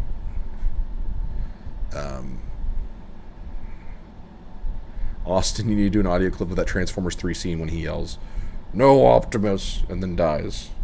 I don't know how that works. I don't even know who yells. I don't know why I yelled "No Optimus," said "No Optimus" as Optimus. That was really stupid. Sentinel Prime. Sentinel Prime. Oh yeah, the dude that he freaking executes. Like, I would have more soundboards, but I don't have access to Chortle soundboard options. I'm gonna say low nice shot on Avengers. I really like Kate Bishop and Hawkeye. I thought they played great. Yeah. Honestly, almost the entire roster in that game played pretty good. You know what? The Last of Us 2, No One's Here to Stop Me. It's going low. Ooh. It's going. Brandon Target? No, I'm not petty. I know it deserves better than that. It's gonna go here. Low fine. Oh, hold on. Let me just pull up Discord. It's gonna go towards the middle of nice shot. In fact, I'll swap it and Remnant. It probably deserves that. Oh. Let's make Atreus really wide. There you go. Us doing this tier list makes me think, like, there's quite a few games that we need to play again. Yep. Like Remnant, Enshrouded. There's quite a few. Sons of the Forest. I'm sorry. How was that? Bad. It's really bad. Okay. This is a not even Jake, but I would say it does enough. It at least tries enough where it's going top of not even Jake. I think we played that once with Jeremy, didn't we? We did. I know you played it more with him. It's a great game.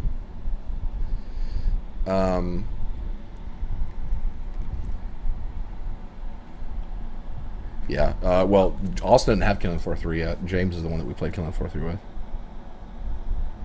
The first, the Forest game.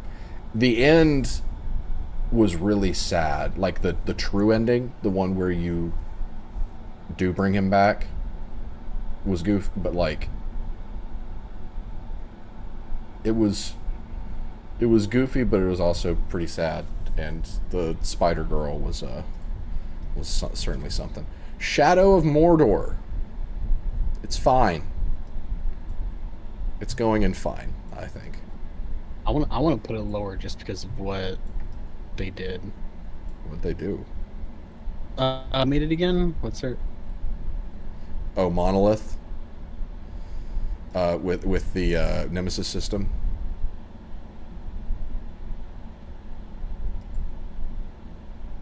Hello?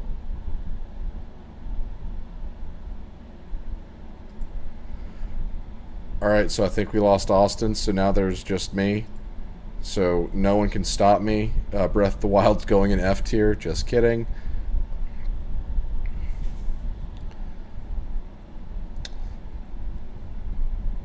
Payday 2.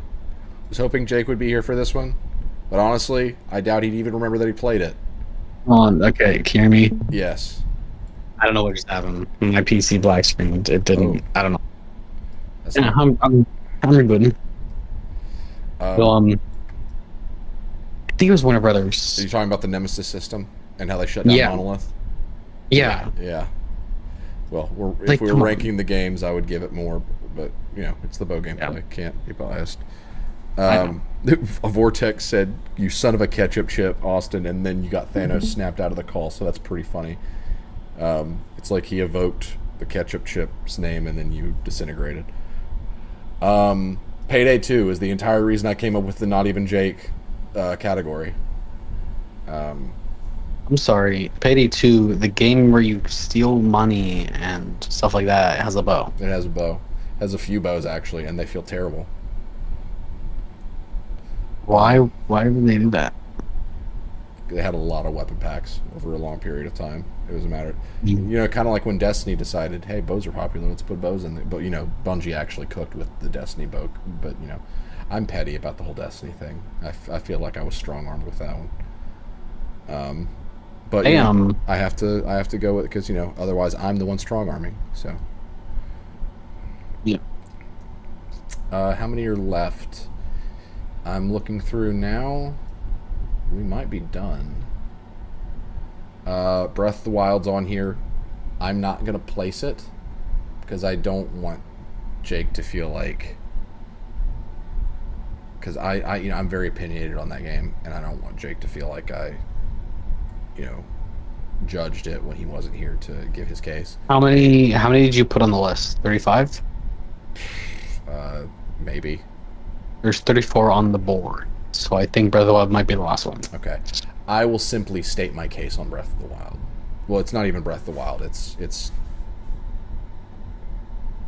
like, I think it was. It doesn't matter. I think it's extremely mid. I think pull and release is bare minimum. I think impact feels really weak. The bows break constantly. You spend a lot of time in the menu. The pacing just sucks.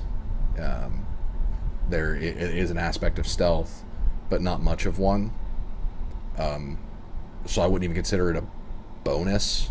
It's just because, like, Crysis 3 feeds a lot into the stealth.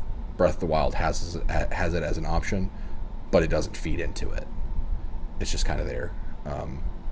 So I would probably put it upper fine, maybe mid fine. Yeah. It just everything in that game's combat feels like it's got a cinder block attached to its foot. Where would you put Icarus? I think that's the one I forgot to put. I did forget to put Icarus. I would put it probably right next to Killing Floor 3. Gotcha. Because I do think it's one of those games that feels a lot like Skyrim, but I do think it puts more love into it. But I think a lot of it is that if I was to say, like, if I was to put a classification of, like, games that use the bow for hunting, which it's really funny that, like, I feel like we didn't even talk about the hunting aspect of things, and there's enough bow games where you'd think that we would. I think Icarus is probably the best one. Yeah.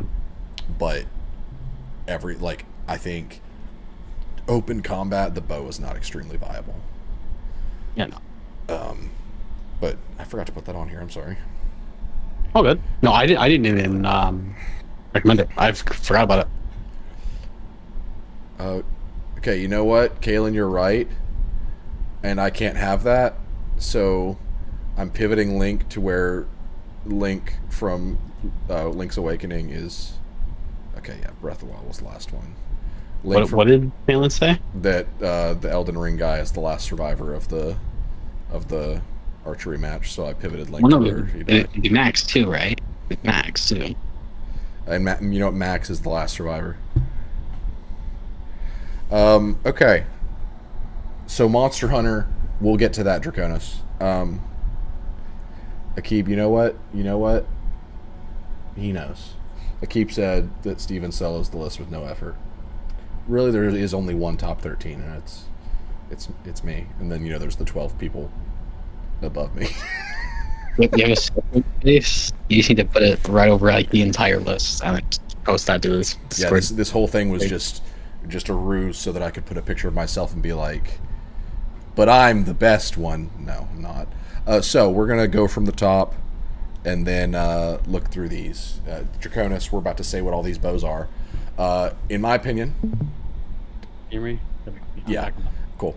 Top of the list is Far Cry 3. I think everything about that bow gameplay just really works and is elevated by the game that it exists in. It just does everything as well as you can, I would think. Horizon, haven't played it, but James and Jake made a good case for it.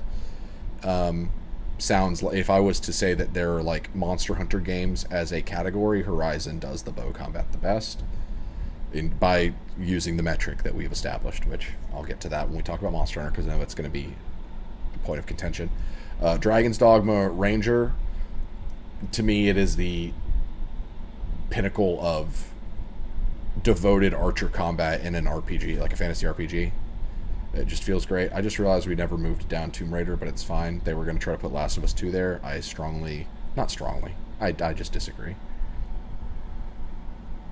Draconis, he's not in here.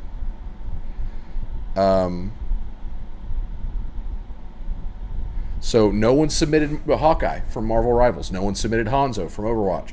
I meant to send out a message today saying, hey, get your submissions in, but I forgot. But I did give ample warning. So no one submitted them, and I didn't think of them. So, and then you guys voted for Destiny to be in top 13. I think it should be swapped with Crysis 3. I was outvoted. That's fine. As a man who has over 3,000 hours, I agree. With it being a top 13 or a nice shot? How dare you? Needs to go back to nice shot. No, I can't move it. I was outvoted. Crysis 3, I think it should be in top 13. I think they gave that bow a lot of personality. And it hits similar to Far Cry in terms of like how to approach fights and everything. Assassin's Creed Origins, good variety, good in terms of like a third-person action game in Assassin's Creed. It's the best one, I think. Yeah, Vortex spent all of his energy trying to find a Doombo. Warframe is third down in nice shot. It probably should be lower in this tier, but I'm not going to move it. Last of Us 2 is middle of the road. I think it's comparable to all the other third-person bow games, but I think it benefits a bit from its stealth implementation, and I think people give a lot of weight to it because it's a really pretty game. I think there's a lot of like animation, like the animations look good and everything, and I think people put a lot of weight on that. That's my opinion. Fat Atreus is next. I'm also surprised Atreus made it this high. I didn't even know Atreus had bow gameplay until this was mentioned. I haven't played it, and I forgot to look up footage, so I can't speak on it, but I was surprised that he was placed that high. Remnant 2, placed below Atreus. Marvel Avengers, Hawkeye, and Kate Bishop. Dying Light 2 is at the bottom of nice shot. Killing Floor 3 is at the top of fine. Then Monster Hunter Wilds. Hear me out, Draconis. We used a specific metric that defined like the grading scale. Monster Hunter Wilds bow gameplay is fantastic gameplay, but using that metric, it does not grade as well. Doesn't fit the entire metric. Yeah. Look, Draconis, I love playing bow on Monster Hunter Wilds. It's top, like, in terms of just fun factor, it's one of the most fun. But using that metric, it doesn't. Cronus, I almost put it like further at the end of fine, because going off of the metric. Yeah. And then Wild Hearts, which is like Monster Hunter. Using that metric, Wild Hearts should be higher, but I think there is enough. Like, I think it's fine. The stealth and what was the metric? You might have Well, so yeah, I'll read the metric, Draconis. Gameplay featuring a bow-type weapon will be graded heavily based on pull and release feedback, shot impact, viability and shot methodology, timing, arc, and weak points. That's a big one that Monster Hunter suffered from. All within the context of their game.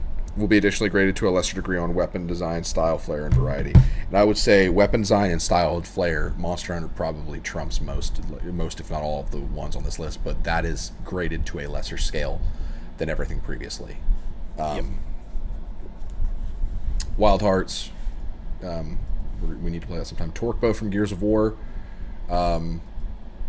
started a lot higher, got gradually nudged downward. Mount and Blade, Skyrim, which Skyrim literally ended up like the epitome of a C tier. It's in the middle of C tier, which is exactly where I hoped it would land in all of this, because I think that's what it deserves. It is like, when I think of just fine bow gameplay, I think of Skyrim. Below that is Ghostwire Tokyo, then Enshrouded, then Shadow of Mordor, then Magic Archer from Dragon's Dogma 2. Amazing gameplay, but much like Monster Hunter, does not fit the metric. Because Magic Archer is more akin to a spellcaster that just uses a bow-shaped staff, essentially. And over to the right, getting back shots from the Magic Archer, is Arthur Morgan with the bow from Red Dead 2. I think, again, in a game with a lot of guns, the bow ends up being more of just a tool for hunting. Then Grounded feels fine to shoot the bow, but its lack of viability and it just makes it not as fun to use. Daemon Ex Machina probably deserves to be a little bit higher, I think. Actually, you know what? It deserves to be above Grounded. Yep. Shadow of the Colossus. 3D Legend of Zelda. The Forest / Sons of the Forest. Dying Light 1. Minecraft. Back 4 Blood. Payday 2. Then all the way over here is Elden Ring. Masterpiece of a game. Shitty bow combat. Yeah, bows are garbage. Bows are garbage. They've got use for a few things, but I'm not using it to fight a boss. Late game. Don't even talk to me about doing a fucking DLC boss with one. Never. So I am gonna. In conclusion, Doom wins. Sure. And off screen, way above in the triple S, the Smoke and Sexy style rank, is the Doom big fucking crossbow. I will ask this in an attempt to be fair. We didn't deliberate on Last of Us 2. Should I move it? I'm entirely handing this over to the chat. My case for it is, it feels about as good as these other third-person bow-type games, but has more stealth implementation and just overall better gameplay feel in the game surrounding it than stuff like Atreus and Remnant. But I think a lot of the weight that's put on it is animations, which I would put that in like style, flair, design. So it's accounted for, but not much. It's true. I can't, Akeem. I've watched some, which is why I'm asking you guys.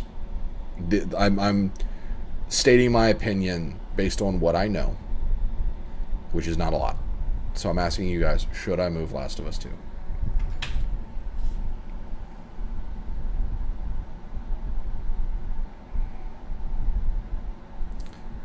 Well, I can't play it in the next 5 minutes. So. Haven't played 2 either. Okay. Here, I'll do this. I'll move Last of Us 2 there. I think that's fair. All right, last call for any changes to the tier list. Does anybody think we need to change anything? Austin, thoughts? No. Are we able to move Elden Ring further? I'm kidding. It's fine.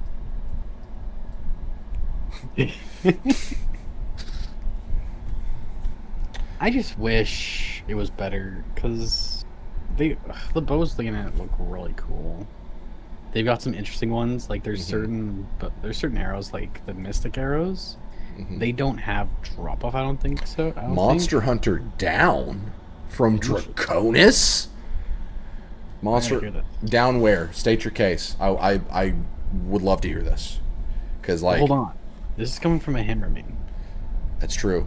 The well is poisoned. Okay, in your opinion, where would you put it, Draconis? And explain. Justice for Crisis, not gonna lie. That was the argument vortex between Crisis 3 and Destiny 2. Jake. We said not like 3 above it. Yeah, and you know what? Yeah, if Destiny's going up there, Crisis 3 has to go up there. And I think Crisis 3 deserves to be above Destiny in that tier. Yeah. If anyone disagrees. Like, I'm not moving Destiny down. I'm just moving Crisis up. I think it deserves it. If anyone disagrees, tell me in the chat. I'll move it. But Draconis, explain yourself. Where do you think it should end up? Monster Hunter. Yeah. And go ahead. While he explains that. Yeah. As everyone knows, I've completely retired from Destiny. Like, I don't want to play it ever again. But bows were constantly my favorite thing. Yeah. In the game. But as it went on, it just... They didn't do much with them. Like, the only good ones started to become exotic ones only. Witch Queen had a good one, I believe. No, it wasn't Witch Queen. It was one of the seasons after Lightfall. One of the seasons after Lightfall. God, I hate Lightfall. I hate it. Fucking hate it. There weren't many bows good. Okay. There's probably like 3 or 4 exotic bows. 2 or 3 of them. Like, I'd say 2 of them. Oh, whoa, bam, check it. Let's see. Is that what you're saying, Draconis? Did I do that right? It can't go in Not Even Jake. I know that for sure. No, like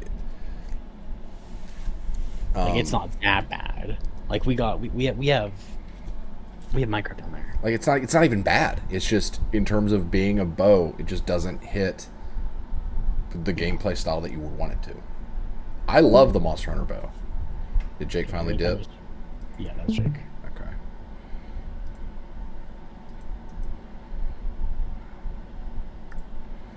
Well, Chewbacca's bowcaster from Battlefront 2. It's a gun, but nice try. I like the out of box thinking.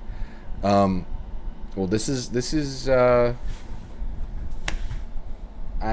feel pretty, like, honestly, I'm impressed with how, not even intentionally, we usually end these things with a pretty balanced list.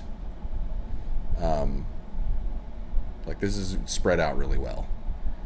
I really hope that you guys had fun with this. I had a lot of fun. I love doing these. I love setting these up.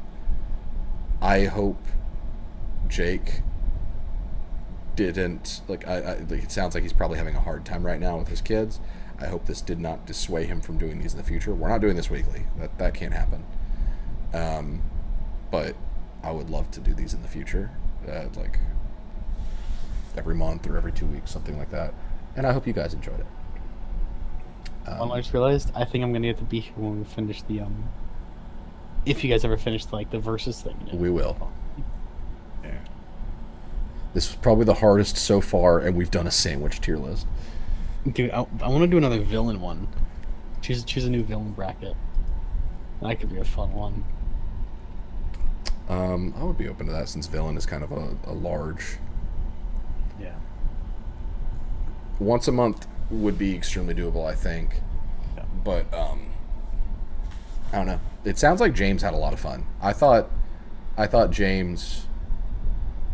I was worried that he'd just be like, "This is nerd shit. I don't want any part." But he seemed like he actually really engaged with it. And so, dude, if this is nerd shit, like, if he can sit through this, you tell me you can't play Tabletop Simulator? Really? Come on. Come on. The stuff you can't sit. Albert Wesker was on the previous villain tier list, Draconis, and he lost in a dance battle to Darth Vader. To someone that doesn't know how we do things here, that's got to be the biggest pile of horse shit.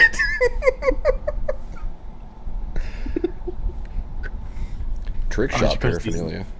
Draconis needs to know that. Draconis. Yeah.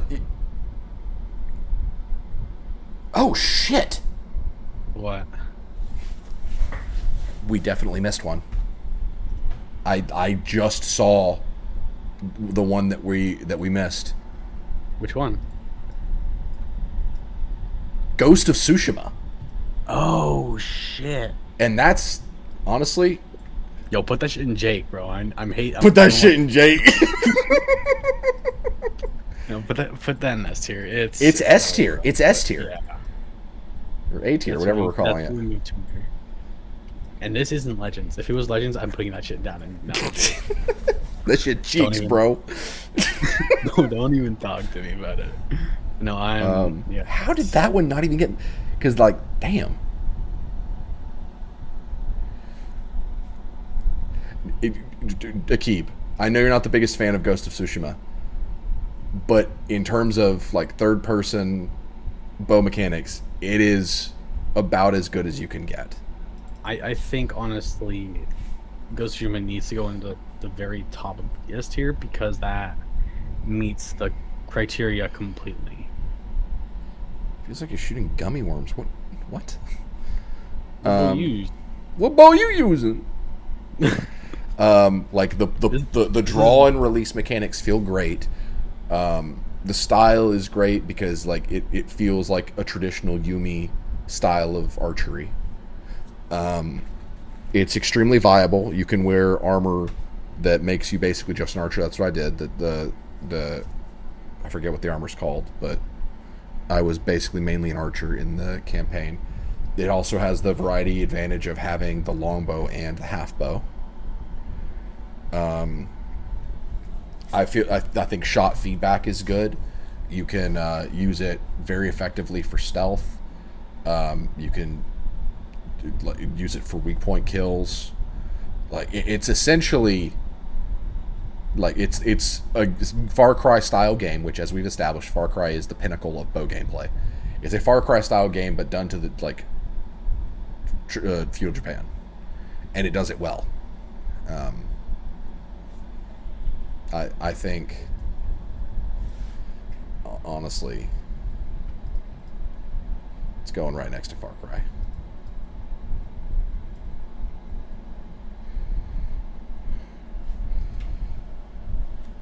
Gangs of Sherwood. You know what, Kaylin? I thought about putting that on the list. I don't think it should go on the list. Austin, did you disappear? No, I'm here. Okay, cool. I'm grabbing the timestamp for Draconis for the Albert Wesker versus Darth Vader fight. It's so funny. I'm sending you Vortex, that thing you posted in the memes channel.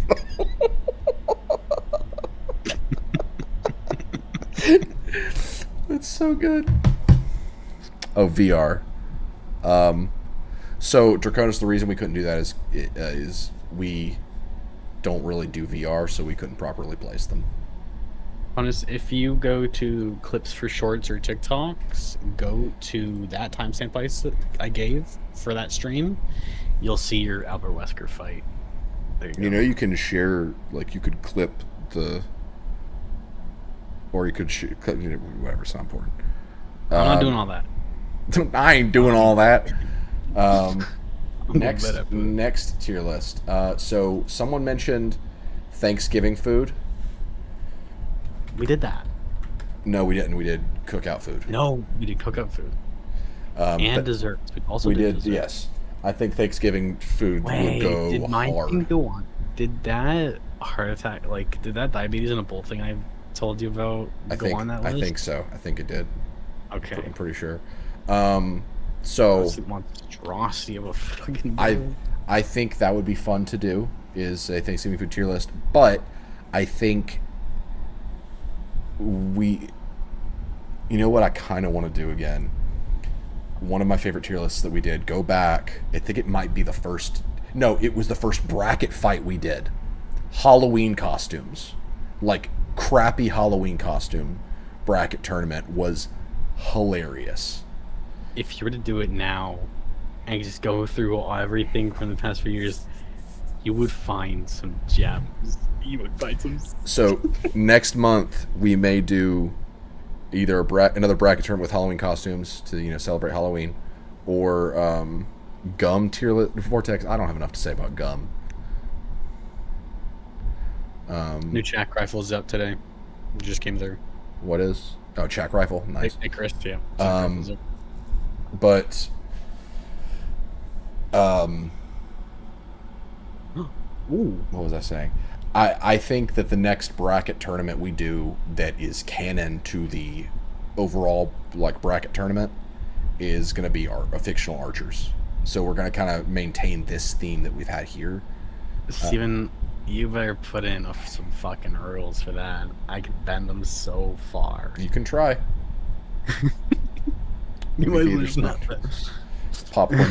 Popcorn bucket tier list is low-key a fantastic idea. Movie theater snack tier list. I love these suggestions. We do need to get going. Put those in the podcast suggestions page, channel on Discord. While I've got you guys here, in the future, for me planning these to happen, it helps me to know generally what days work for the most people. So if there is a day of the week that works better for you guys, send that to me on Discord, so that I can use that moving forward to make sure that the most people are available to be here, because I'm actually very pleased with the turnout we had tonight. I really appreciate you guys showing up. I look forward to these. We got a lot of views this time around as well. Mm-hmm. Yeah, the viewership's been great. I am Steve Theater reaction tier list. How about the one where we actually burned down portions of the stupid theater? I was gonna I didn't even I my head went to Chicken Jockey. But yeah, let me know what day, if there is a day that works better for you guys, because I figured Friday would be bad, because Damon X Mach and I streamed it last week and no one showed except for Austin and Kaylin, and I realized Fridays are kind of a busy time where people actually do something fun.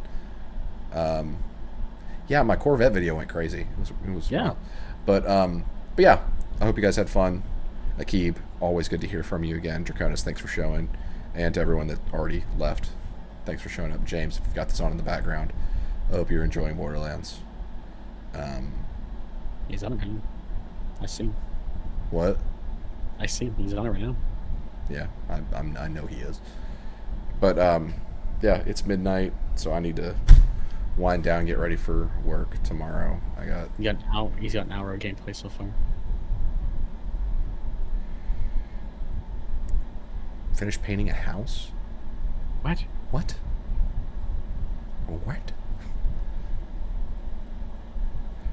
All right, Vortex, please explain what you meant by that, and then while you do that, I'm gonna close this thing out. Later, guys. I will see you not tomorrow. I have plans tomorrow, but Saturday we'll probably be back with something.